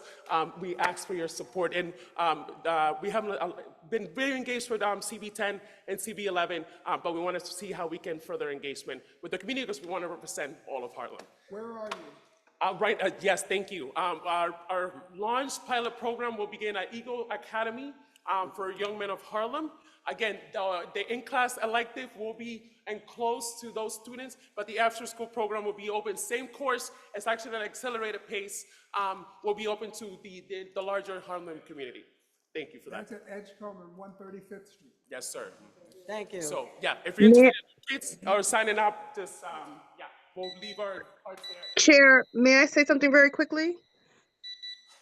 Very quickly, please. This is just Shanika from Youth Education Libraries. We met very briefly, and I'd like to remind you, gentlemen, that we're looking forward to seeing you on June 9th, right up the block at the CB9 offices. All right, so please do forward us an email so we can contact you. That's all. Thank you. I'm gonna wear my best tie. Thank you so much. Barry? Okay, no problem. Centro Cultural Dominicano? Buenas noches, good evening, everybody. You know how to bring a little bit of the flavor. My name is Lisandra Ramos. I'm the Executive Director of the Centro Cívico Cultural Dominicano. We have been on 145th Street between Broadway and Riverside for there in that location probably over 30 years. The organization is 60 plus years old, and the former executive director, Dr. Marilu Galvan, passed away 2 years ago. And with the help of the Community Board 9, the Office of Sean Abreu, we have successfully, and the community board, the community signatures, we were able to successfully secure the naming of the street of 145th Street and Riverside Drive, Dr. Marilu Galvan Way. Fun fact, she was my mother. I was born and raised on 146th Street in Riverside, so Hamilton Grange is my library. These are my stomping grounds. I love New York. I still live here. I work at SUNY Old Westbury in the Office of the President. That's my day job.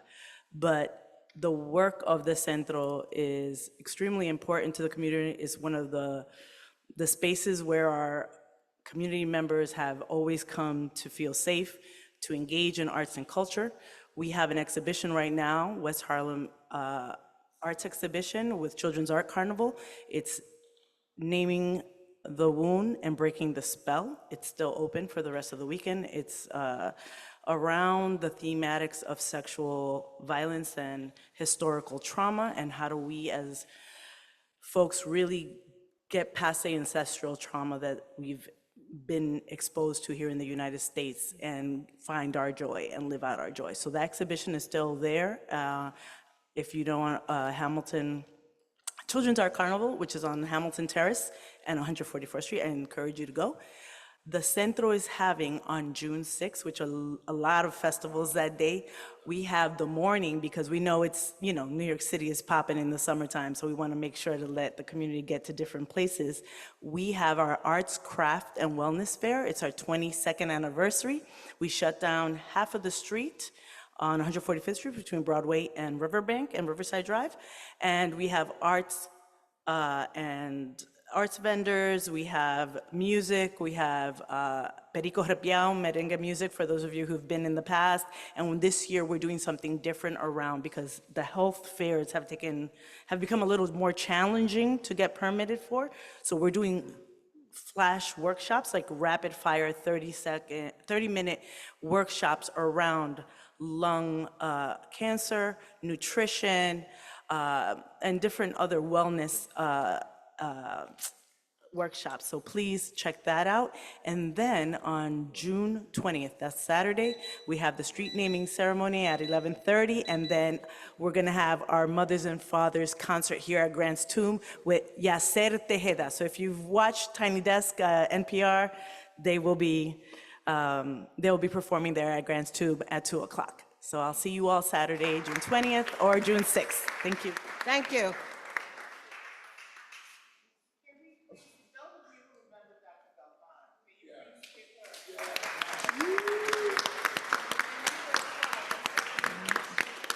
Yeah, sure. Thank you. I appreciate it. Okay, the last person up, Merida Dunn. You got it? Okay.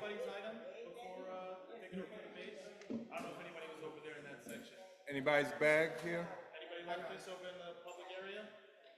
No? All right, thank you, guys.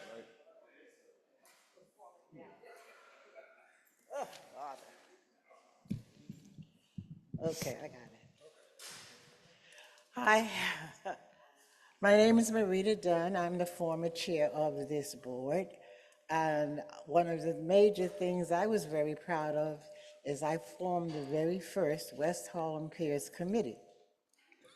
We worked very hard to get the West Harlem Piers done. That's the area along the Hudson River from really what is called Circle Street, they don't say it that much, up to 135th Street along the Hudson River. And that committee worked very hard for 4 years. We met with economics, state and city, both in the winter, in the summer, in the fall, in the spring. They were seeing us because we were determined to get the West Harlem Piers done. What most of you, I'm looking around the room, probably wasn't here, but there was a time when if you were my color, you had to get off at St. Nicholas Avenue and walk to the Hudson River, and then try to fish on Marginal Street where there was nothing there. Bring your car, and then you had to stay there while the trucks came with the animals that they wanted to be further put up here, or the chickens who they brought to get chicken and the eggs. That's what went on down there, so we kind of had a little view of how it was. So that was one of my major things when I became the chair, is the West Harlem Piers that you see now. And remember, it is not at 125th Street, it is from to the northern end of 135th Street. We had,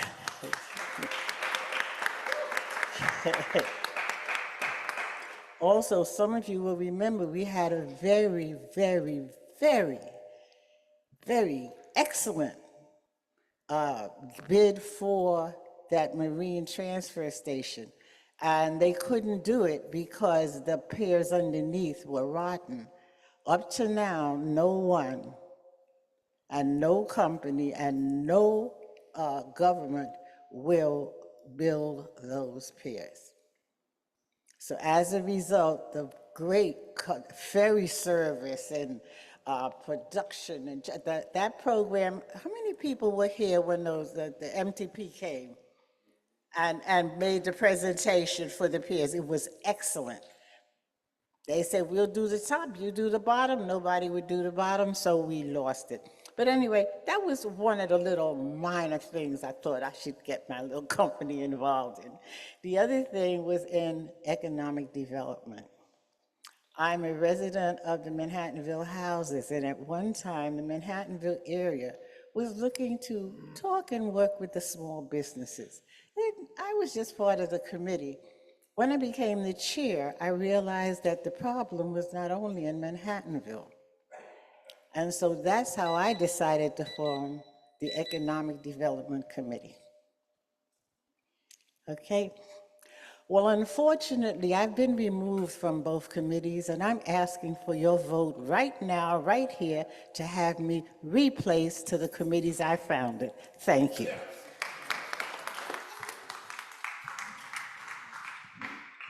All right, that was the last public speaker, and I will turn it over to you, Chair.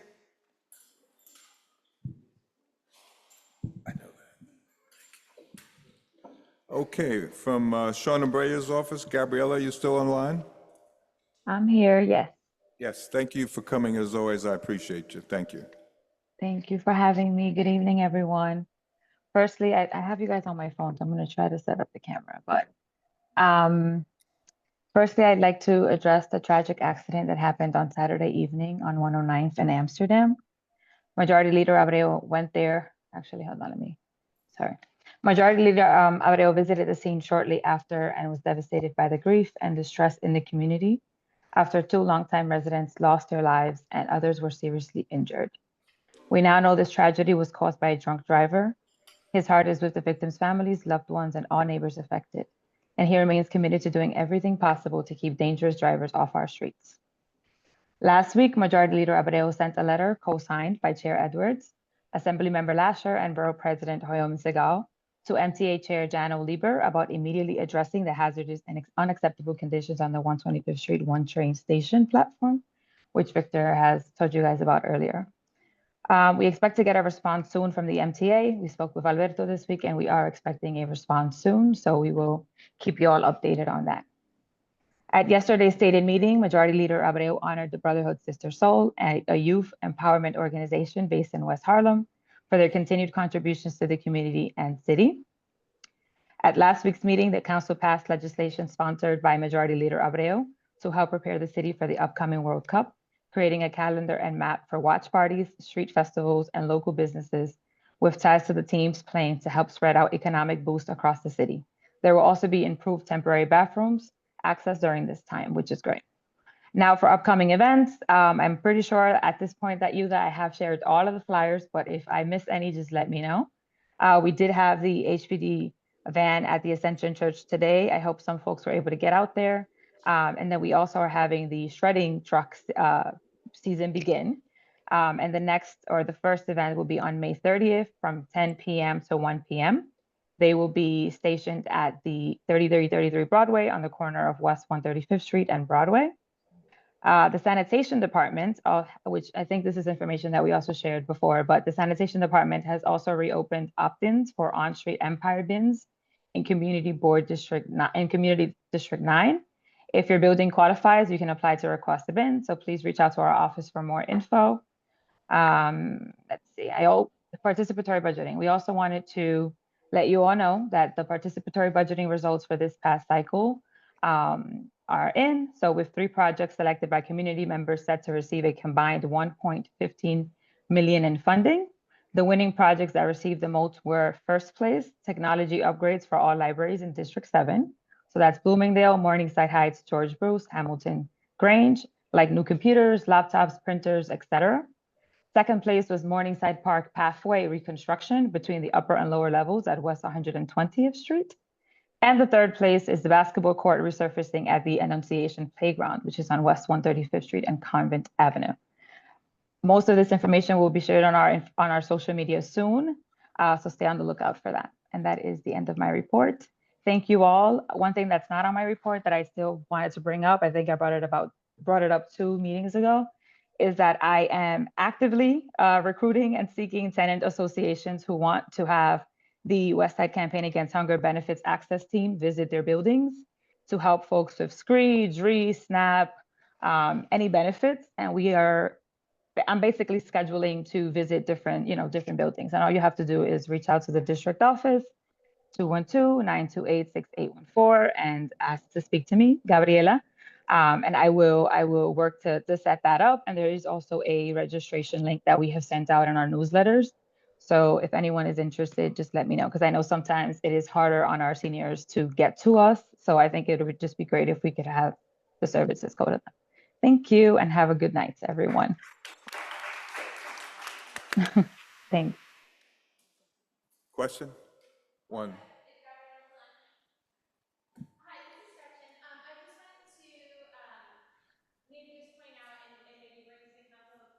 Can she get closer to the mic? Or maybe Victor, you can say it, you can help. Just with regard to collision on 109th Street. I know it's technically the other community board, and actually not even the 26th or the 30th precinct. But just stress, because Councilmember Abreu is the chair of the Transportation Committee, how important it is that the NYPD actually enforce the traffic rules that we have. That for the month of April, there were less than 10 speeding tickets issued in the 24th precinct or the 26th precinct. So the NYPD has taken a very hands-off approach to aggressive traffic enforcement. And so I know that the cameras are doing a lot and the cameras are very controversial, but you can basically just speed right in front of the NYPD and it's very unlikely that they're going to do anything. And the statistics back that up. So I think we can change the laws all we want, but if the laws aren't enforced, then people are going to continue to drive aggressively and tragedies like this are going to happen. So it's not an accident, it was a crash. It wasn't an accident that he sped. It wasn't an accident that he drove drunk. And what happened was tragic. And unfortunately, it actually could have been a lot worse. Thank you.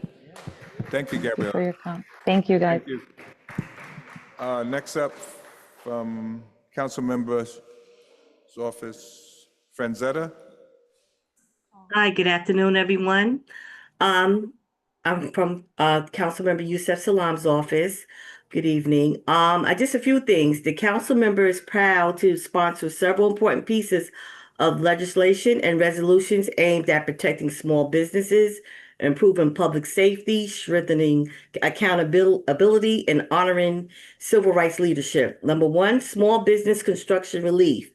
Bill 0799. This bill would require the Department of Small Business Services to create and support programs for small businesses impacted by long-term city construction projects like the 2nd Avenue subway. And the second one was the Juvenile Integration Protections Resolution 0370. This resolution calls on New York State to require that a mental health professional be present whenever juveniles are interrogated by police, helping to ensure that young people receive appropriate support and protection during questioning. The other one, Co-op and Condo Board Accountability, Resolution 0367, urges the state legislature to remove the statute of limitations for lawsuits against cooperative and condominium boards when residents seek damages caused by bad faith actions by those boards.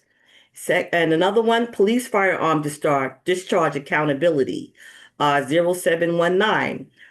This would require blood and alcohol testing for NYPD uniform officer who discharges a firearm in New York City and causes injury or death, whether on or off duty. And lastly, honoring Charles B. Rangel, 0366. This will declare June 11th as Charles B. Rangel Day in New York, and recognizing his historic contributions to civil rights, public policy, and his decades of service representing Harlem. And that's all I have for tonight, guys. Thank you. Got to be real quick, man, because we're running way behind. We have a question. Thank you, Francine. Those sound like great bills. I just wanted to ask why the council member supported Intro 905, the Community Opportunity to Purchase Act last year, but is not currently sponsored it for this year. That at this time, I cannot answer that. You could email me and I can get an answer for you, but that I cannot answer that. Okay, can you get back to us on that, please? You can send it to me directly. Yes. All right, thank you. Next up, Evelyn Collado from the Comptroller's Office. Right. Are you there? Okay. All right, that concludes our public session and elected officials. Going on to action items. First one, ratification letter for Intro No More 24 Act. It's coming out of health, I believe. So this, I believe, was sort of already ratified by the executive committee, so I don't know what the process is, but essentially the bill is called No More 24. Home care workers, many of you rely on, are forced under New York City law to, y'all can hear me though, right? To work 24 hours per day, 24-hour shifts, and they're only being paid for 13 hours because the law presumes that they are taking time to rest that does not actually exist for them in real life. So they are being paid 13 hours for 24 hours of work. Many of them are suffering long-term health consequences due to this constant 24-hour shifts. So the No More 24 Act would ban those 24-hour shifts, split them into two 12-hour shifts so that the folks who need 24-hour care can still get that care, but the folks who are doing that work are allowed to be paid for the hours that they are working. And so that's all it does. I mean, we already passed it, but yeah, thank you. Thank you. What's that? Oh, the resolution, not the bill. So this is a resolution in support of that bill. All right. Thank you, Kemba. Yep. I'm going to skip to item number 3 for the moment. Harlem Co-op and HDFC's HCC preservation coming out of housing.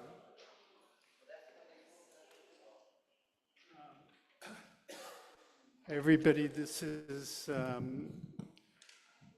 request by the Harlem Coalition for Age in Place and Affordable Dignity, asking MCB9 to support 2 pending bills before the New York State Senate Assembly, together with a set of proposals for new legislation, all of which are designed to protect and strengthen the affordability of HDFC and HDC regulated co-ops and condos, of which West Harlem has the highest concentration in the city of New York.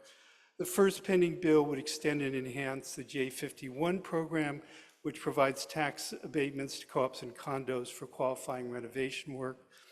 J51 program expires on June 30th of this year, and unless renewed, will leave HDFC and HDC regulated buildings without a viable mechanism to finance required energy retrofits that are mandated by Local Law 97.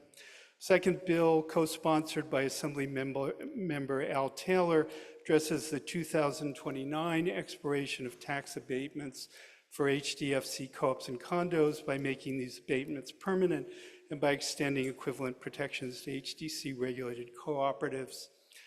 The future legislation proposed under the letter of support includes, most notably, a bill to lengthen the statute of limitations for lawsuits against developers to recover damages for defects in the construction of publicly financed co-ops and condominiums.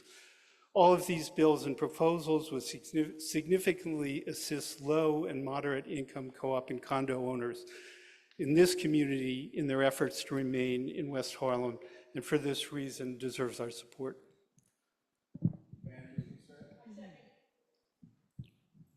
Okay, anybody abstaining, defers, anything of that? None. Thank you. Okay, next up, item number 4. Coming out of economic development, I believe? Housing, okay. Everyone. So these are just 2 letters. I think it's item number 4 and item number 5 on the agenda. The first letter is to the Barnard College president, calling on them to reimburse a ton of students, but also a handful of non-affiliated community members. They live in a building at 620 West 116th Street that hasn't had cooking gas in about a year. And so we're asking that they provide some kind of reimbursement or rent abatement for the financial difficulties that a lot of the students have had to go through in particular. The second letter is to the Columbia president, asking that Columbia commit to making more of its vacant units available to the community. So far, I already mentioned this, they've committed to making 12 available this year. There are still a lot more vacant apartments in Morningside Heights and in West Harlem, so we want them to commit to doing more. There's also a building, 542 West 112th Street, where the tenants have been relocated with pretty short notice, and we're seeking Columbia's reassurance that the folks in that building are going to be relocated to comparable apartments within the area. There are a lot of grad students, but also non-affiliated community members, again, who have made significant investments in the apartments that they live in, childcare, things like that, moving them to like an entirely different neighborhood on, 2 months' notice makes it really hard for them to continue to live in the community and go to school at Columbia. The last thing is just a concern that we've been hearing from folks throughout Morningside Heights, that some of the apartments that non-affiliated tenants in Columbia-owned buildings may not be living on rent-stabilized leases as they're supposed to. And so we want a follow-up from Columbia regarding that and a confirmation that the more than 300 or so tenants living in Columbia-owned buildings that don't go to Columbia are on rent-stabilized leases and that they are able to continue living in the neighborhood. Yeah. Folks that are being relocated, are you going to amend the resolution that they be able to come back once they finish the building? Or is that building being closed altogether? That building, as we understand it, is being made available exclusively for undergrads. So we've sent other letters calling on them not to do that, but that is what they're doing apparently. So.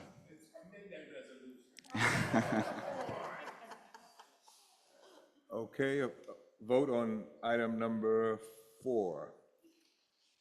That's the Barnard gas outage. Any deferments from that? Any objections? No? Okay. Item number 5, relocation, 452 West 112th Street.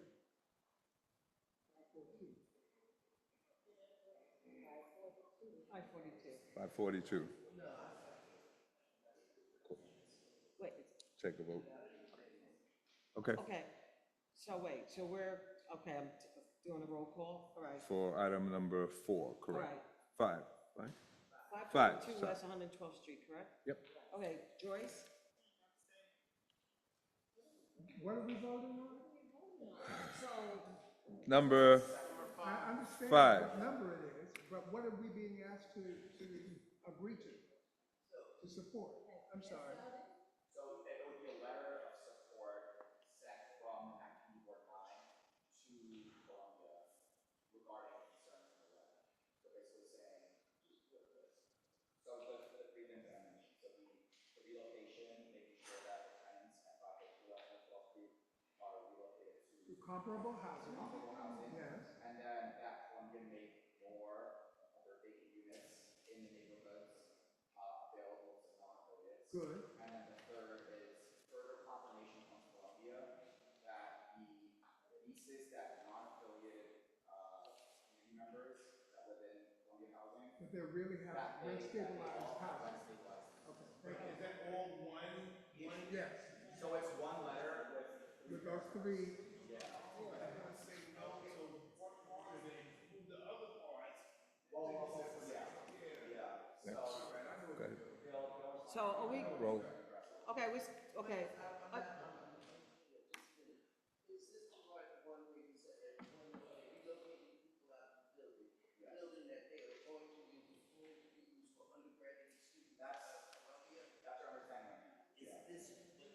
So that's 542 West 112th. And then 620 West 116th Street is the Barnard building. So So, do right, them separately. so I thought the first one with 620 with the gas outage, I thought it was unanimous consent. Right. Okay, so now I'm gonna do the call for 542 West 112th Street relocation. Joyce, I'm gonna ask you again. If those 3, I'm okay, I want more housing. I don't want these people to get kicked out of their faces, tell them it's going to be just. It's a done deal. What they're calling for is that as they're being displaced, that they be relocated to comparable. So a lot of the folks in that building have already started leaving. Their leases are up at the end of May. So Columbia's going through with this.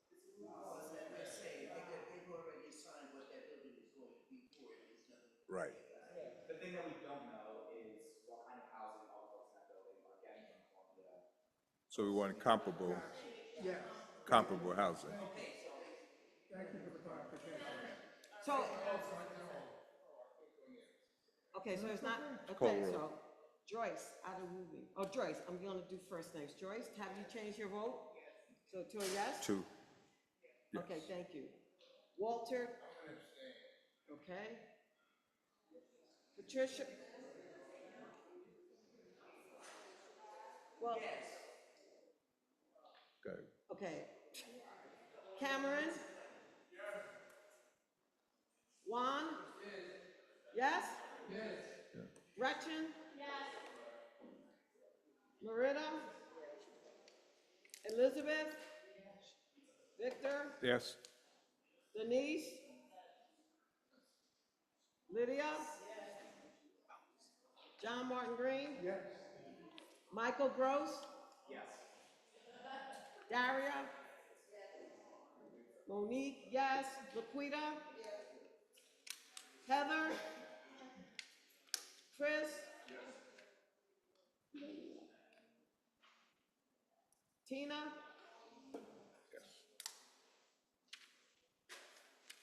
Alana? Solomon? Yes. Teresa? Yes. David? Martine? Yes. Jordan? Yes. Shantae? Yes. And Alex? So I would Well, say we had what? Do I vote? One A, no. one abstention, and I didn't, Okay. right. Okay. No, Walter was saying no in the beginning. Okay. 13, 14, 15, 16, 17, 18, 19. Item, 22, 25. So 25 yes, say again? and one abstention. You got it? No, I heard 25 yes, but One abstention. And 0 opposed. Right. Okay. Item number 6, coming out of Uniform Services. Good evening.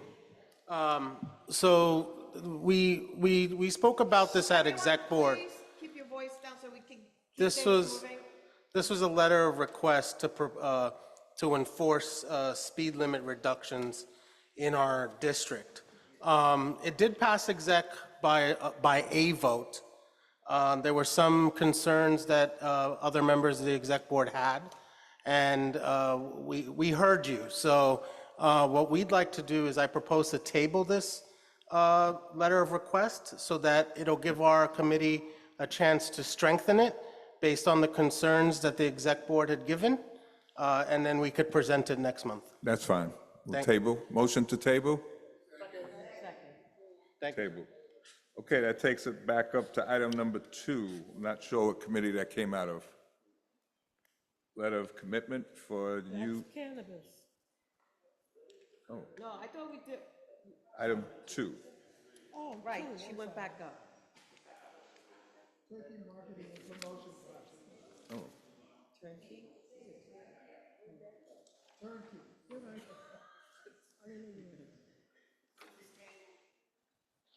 Was that?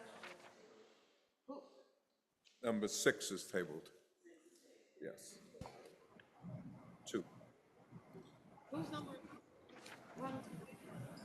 Oh, yeah. That's it. Number 2. What committee did that come out of? The letter of comment for a, I'm sorry. Letter of commitment. For a turnkey marketing and promotion project. It was presented at executive. 2. We don't know who And presented it. Felipe's not here. He spoke on behalf, but I don't know what committee he spoke on behalf. So no one here is We will table it acknowledging it? at this point. All right. She did. She has a deadline of the 22nd and another one in the beginning of June. The young lady, she was online, Julie Desire.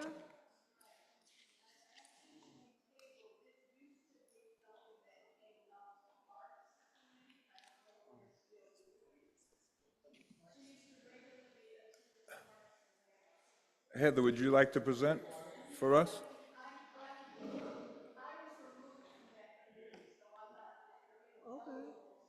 Yes. Pamela says he can. Go ahead. Just reading it. So this is the UGF turnkey marketing and promotion company. So this is Uptown Good Food. So they run like community farmers markets. They collaborate with USDA to sort of promote farmers markets in the community. And this is just a letter of support for the work that they're doing in their applications. Unanimous consent? Second. It's food. Unanimous consent is on the floor. Second. Anybody opposed? No. It moves forward. No.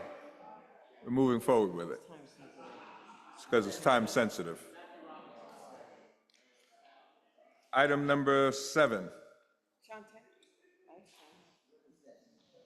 That is A.R. Goat. This letter of support for a dispensary on 125th, Amsterdam, 125th Street.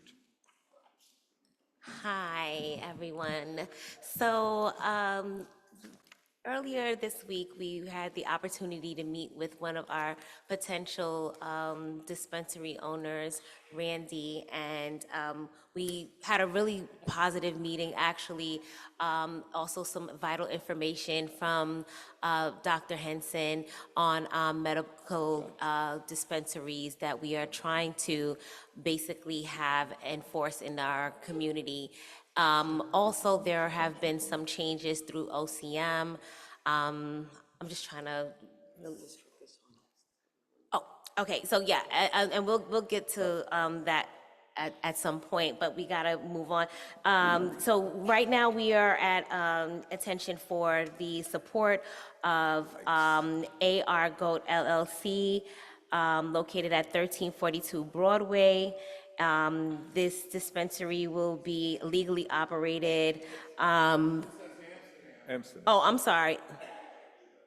Amsterdam. It's on Amsterdam. No, it's on Broadway. No, it's on Amsterdam, but the letter's wrong. It's Amsterdam. Okay. Right, it's right on the Oh. corner of Exactly. Dunkin' Donuts, so we'll make that. Yeah. So it is Amsterdam. Sorry about that. Thank you. Ho, ho, ho.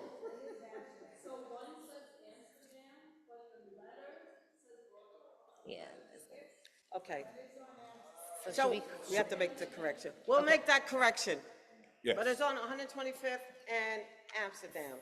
So is the friendly amendment correct to Right. correct that? We will correct it. Thank you. Basically, as Shante said, we're coming before you to request the license for this new legal dispensary. No, they came before us. They want to work with the community. They've already gone before 26th Precinct to make their presence known. And they're looking and focused on giving back. And we are supporting, we want to send in a letter to OCM saying that we support for them to receive the license. And it's, okay, I don't think it was unanimous, so a letter has to be sent by It's the on end the- of this it's a week, so I guess storefront. we have to do a vote. Yeah. Okay. Nobody said no now. Oh, Yes, I think I, Nobody said no now. They didn't say the executive, they didn't say it now. Nobody said no. Yeah, so this Okay. is what counts. okay, so how many abstentions, and can somebody, John Martin, can you track? Of course I will.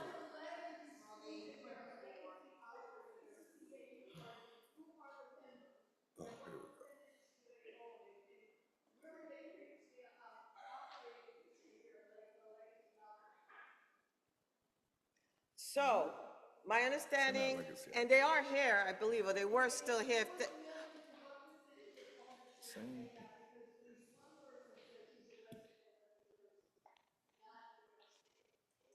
Okay.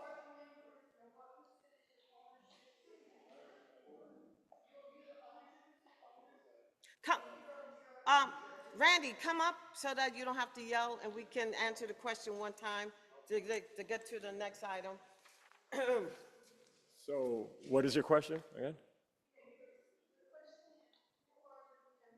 I am. Yes, ma'am. Good night. What happened? What did she say? No, no, go ahead.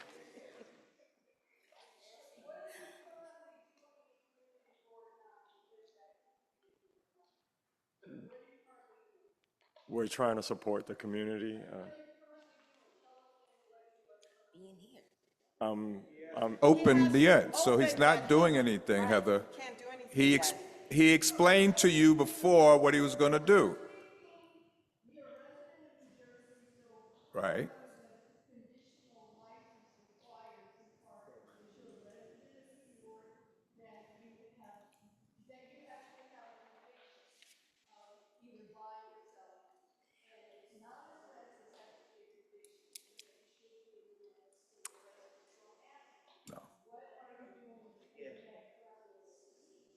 I didn't hear the last part. What did she say? She's I don't hear her. I don't know. doing the gift package. You have a card, your card. She don't know to Yes, hear it me, was. so I don't hear her. As he said at the meeting, executive board meeting, I'm speaking now, all right? I am speaking.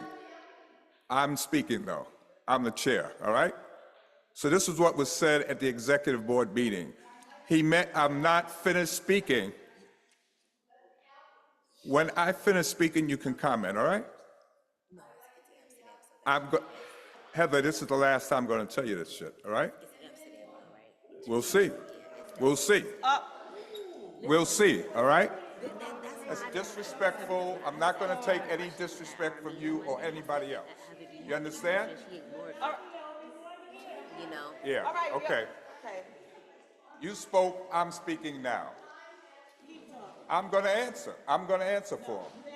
He met with one of the organizations in this community that has Little League and other activities for young people. He connected with them. He said he would work with them once he opens a cannabis space, okay? Right here on Amsterdam Avenue. He said he would work with them. We said fine. These are the same things that were said at that meeting. So that's the answer to your question. Now we can take a vote. If you want to vote no, you can vote no. Let's move forward. Okay. All right, so let's take a vote. The wrong person.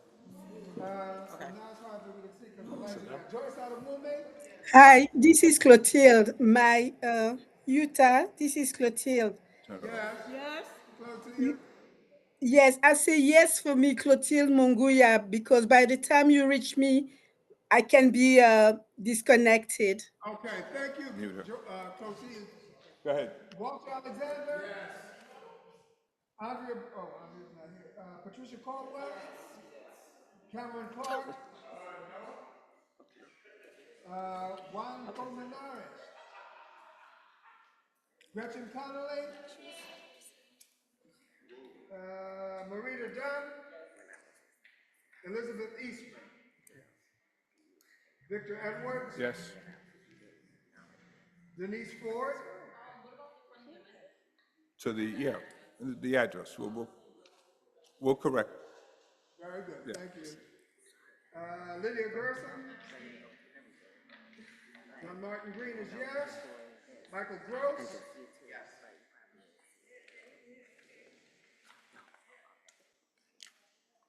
Daria Hardiman? Monique Harden Cordero? Yes.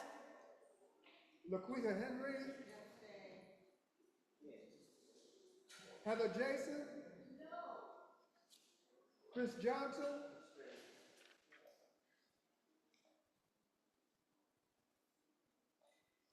Tina Lumley?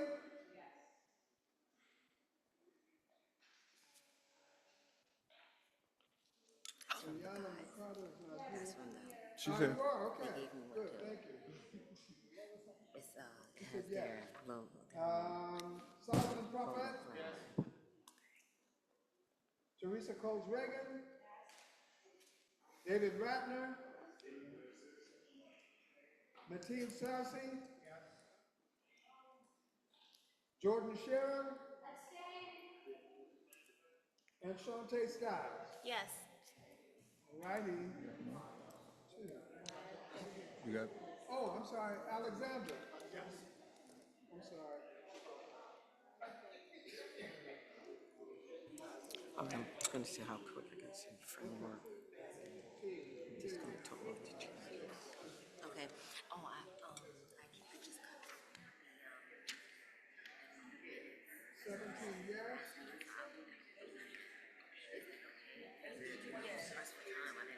18 yes. We have one. I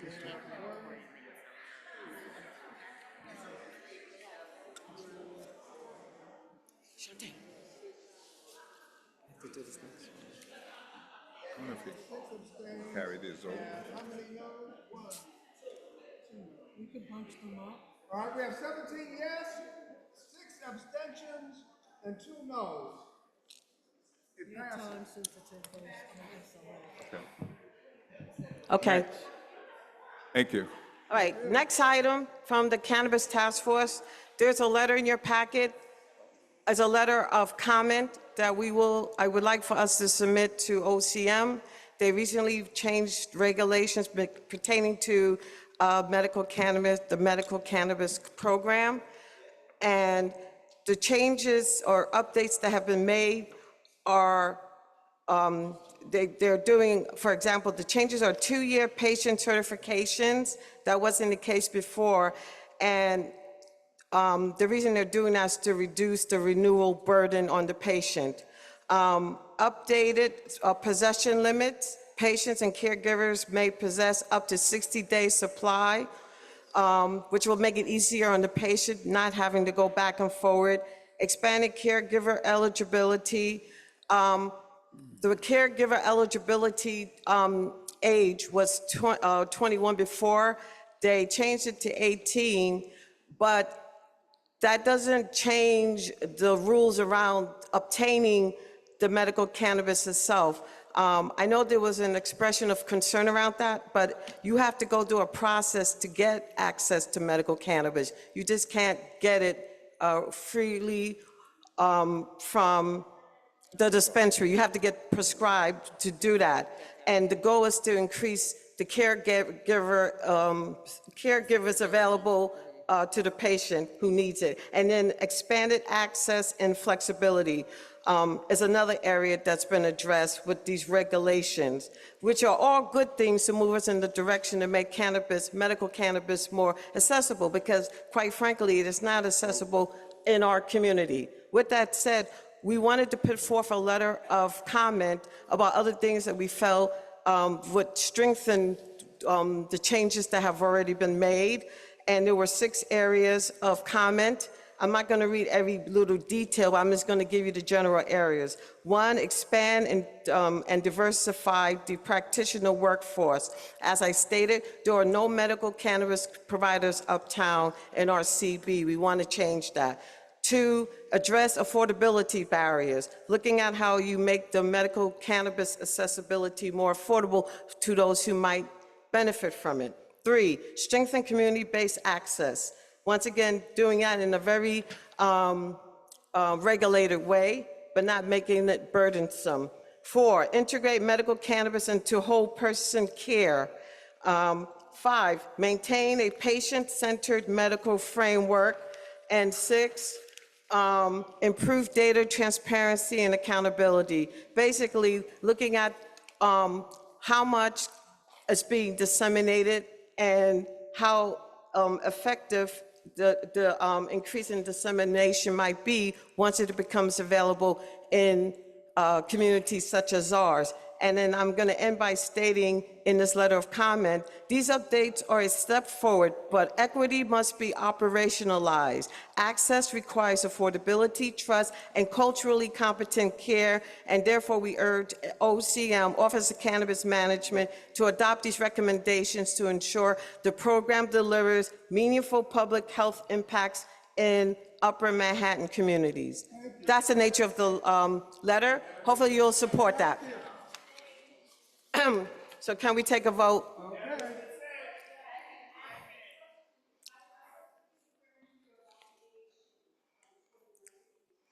It's on, so you have to go to the website itself. I would, right, no, it's not in the letter, Heather. I was giving the framework in terms of what the regulation, the changes to the regulation have done, what happened with the regulations, how they were changed. What this letter is addressing is our recommendations.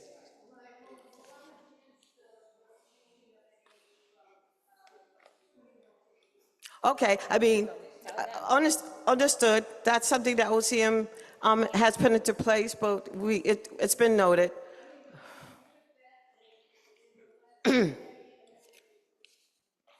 Friendly amendment?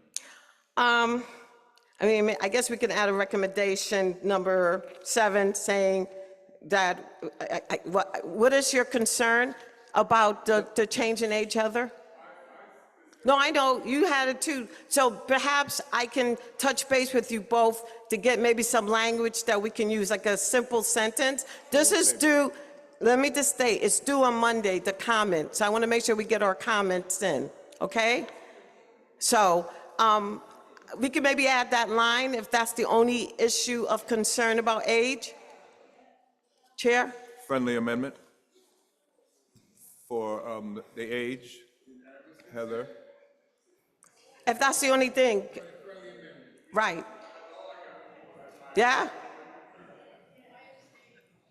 Okay, so do we need to take a vote, Chair? Because I just, there's no no's, just one abstention? Yes. And a friendly amendment. All right, Cameron, I'll connect with you to around language. Daria, you had your hand up. You okay? All right, thank you, everyone. Solomon, you want to come up? Because you're next, right? Solomon's up? Yes. Are these Solomon? Solomon, are the SLA? Time sensitive? The sidewalk cafes are. Okay. I think we might as well do them. So real quick, I'm going to go over renewal liquor license applications first. The first one is at the Wallace. This is 3612 Broadway. This is at the corner of 149th Street. Number 10 is Uptown Bourbon, 3631 Broadway, corner of 150th Street and Broadway. Number 11 is the Baylander Cafe, West Harlem Piers. That's the ship right out here. And then number 12 is Dinosaur Barbecue, actually right down here as well, 125th and St. Clair's Place. Those are renewal liquor license applications. No issues from the NYPD, no existing violations for either of these establishments, and it passed UST unanimously and Exec Board unanimously.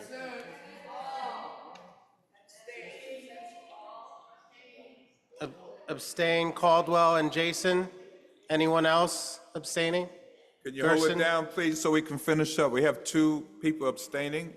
It's Caldwell. 3, and Gerson, Heather. Caldwell, and Jason? Okay. So just Caldwell and Jason abstain. Okay. All right, number 13 is a corporate change application. This is for Dinosaur Barbecue. Dinosaur Barbecue currently has about 6 owners on file. They are expanding that to 12. So the number of owners is increasing, and they have to file a corporate change application. Corporate change. Corporate change. So unanimous? Abstain, Heather and Scowell? No, okay. Okay, only Jason Unanimous abstain? consent? Yes. Okay, for 13. Number 14 and number 15, these are sidewalk cafe applications. The first one is 2896 Broadway.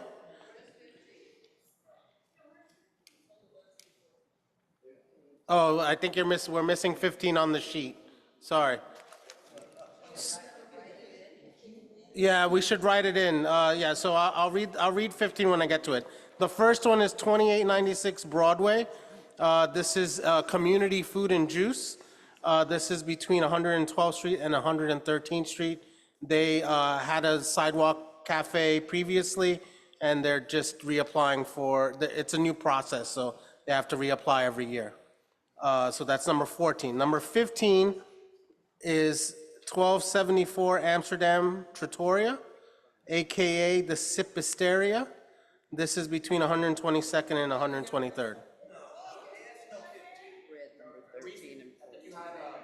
Yeah. Oh, yeah, okay. So here's the problem.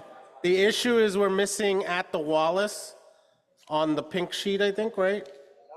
Oh, it is there, okay, so. Oh, Dinosaur Barbecue should have been listed twice, because they had their renewal and they had their corporate change. Oh, I have it here on the sheet. No, it's 12 and 13. I have it on the sheet. One voice. Yeah, I didn't, sorry, I didn't do the voting sheet, guys. I'm going by the agenda. Right, I have it online. I have it on here. 13 and 14 is down. I think you should put 12 and 13 for dinosaur. 12 and 13. Yeah, so I get it. Yeah, 12, I would say 12. Just write in the other dinosaur. Right. I don't know, it's up to Yutha. So what are we doing? So I didn't answer. the problem is, on the voting sheet, we only listed dinosaur once, and it should have been listed twice. So it throws off the numbers. 12 and 13 is dinosaur. Yes, 12 and 13 are dinosaur. Number 13 should be number 14, and number 14 should be number 15. Instead of changing all that, can we just write in the second dinosaur's 15? I'm not, I don't keep the records for the voting sheets. District manager, how would you like to handle it? It was done incorrectly, I apologize. The agenda has it listed. If you look on the agenda. No, I got that part. I'm just saying on here, how they work. On the voting sheet. Follow the agenda on your voting sheet. Number 12 is dinosaur renewal, and number 13 is the corporate change. So we gotta make it on there, the corporate Yeah. change. So if you could just pencil it in, we will correct it at the office. So just make 13 the corporate change on the voting sheet. So we're doing unanimous consent to all? Okay. Unanimous consent to all. Any abstentions Any to the sidewalk abstentions? cafes? 13, yeah.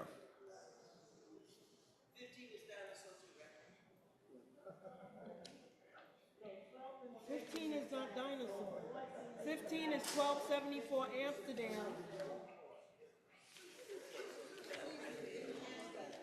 So on the agenda, dinosaur is number 12 and 13. Put 12 and 13 on your voting sheet for dinosaur.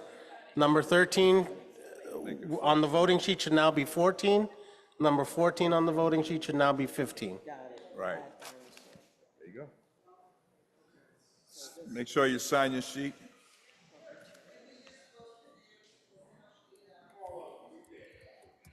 All righty, moving on to old business. Any old business?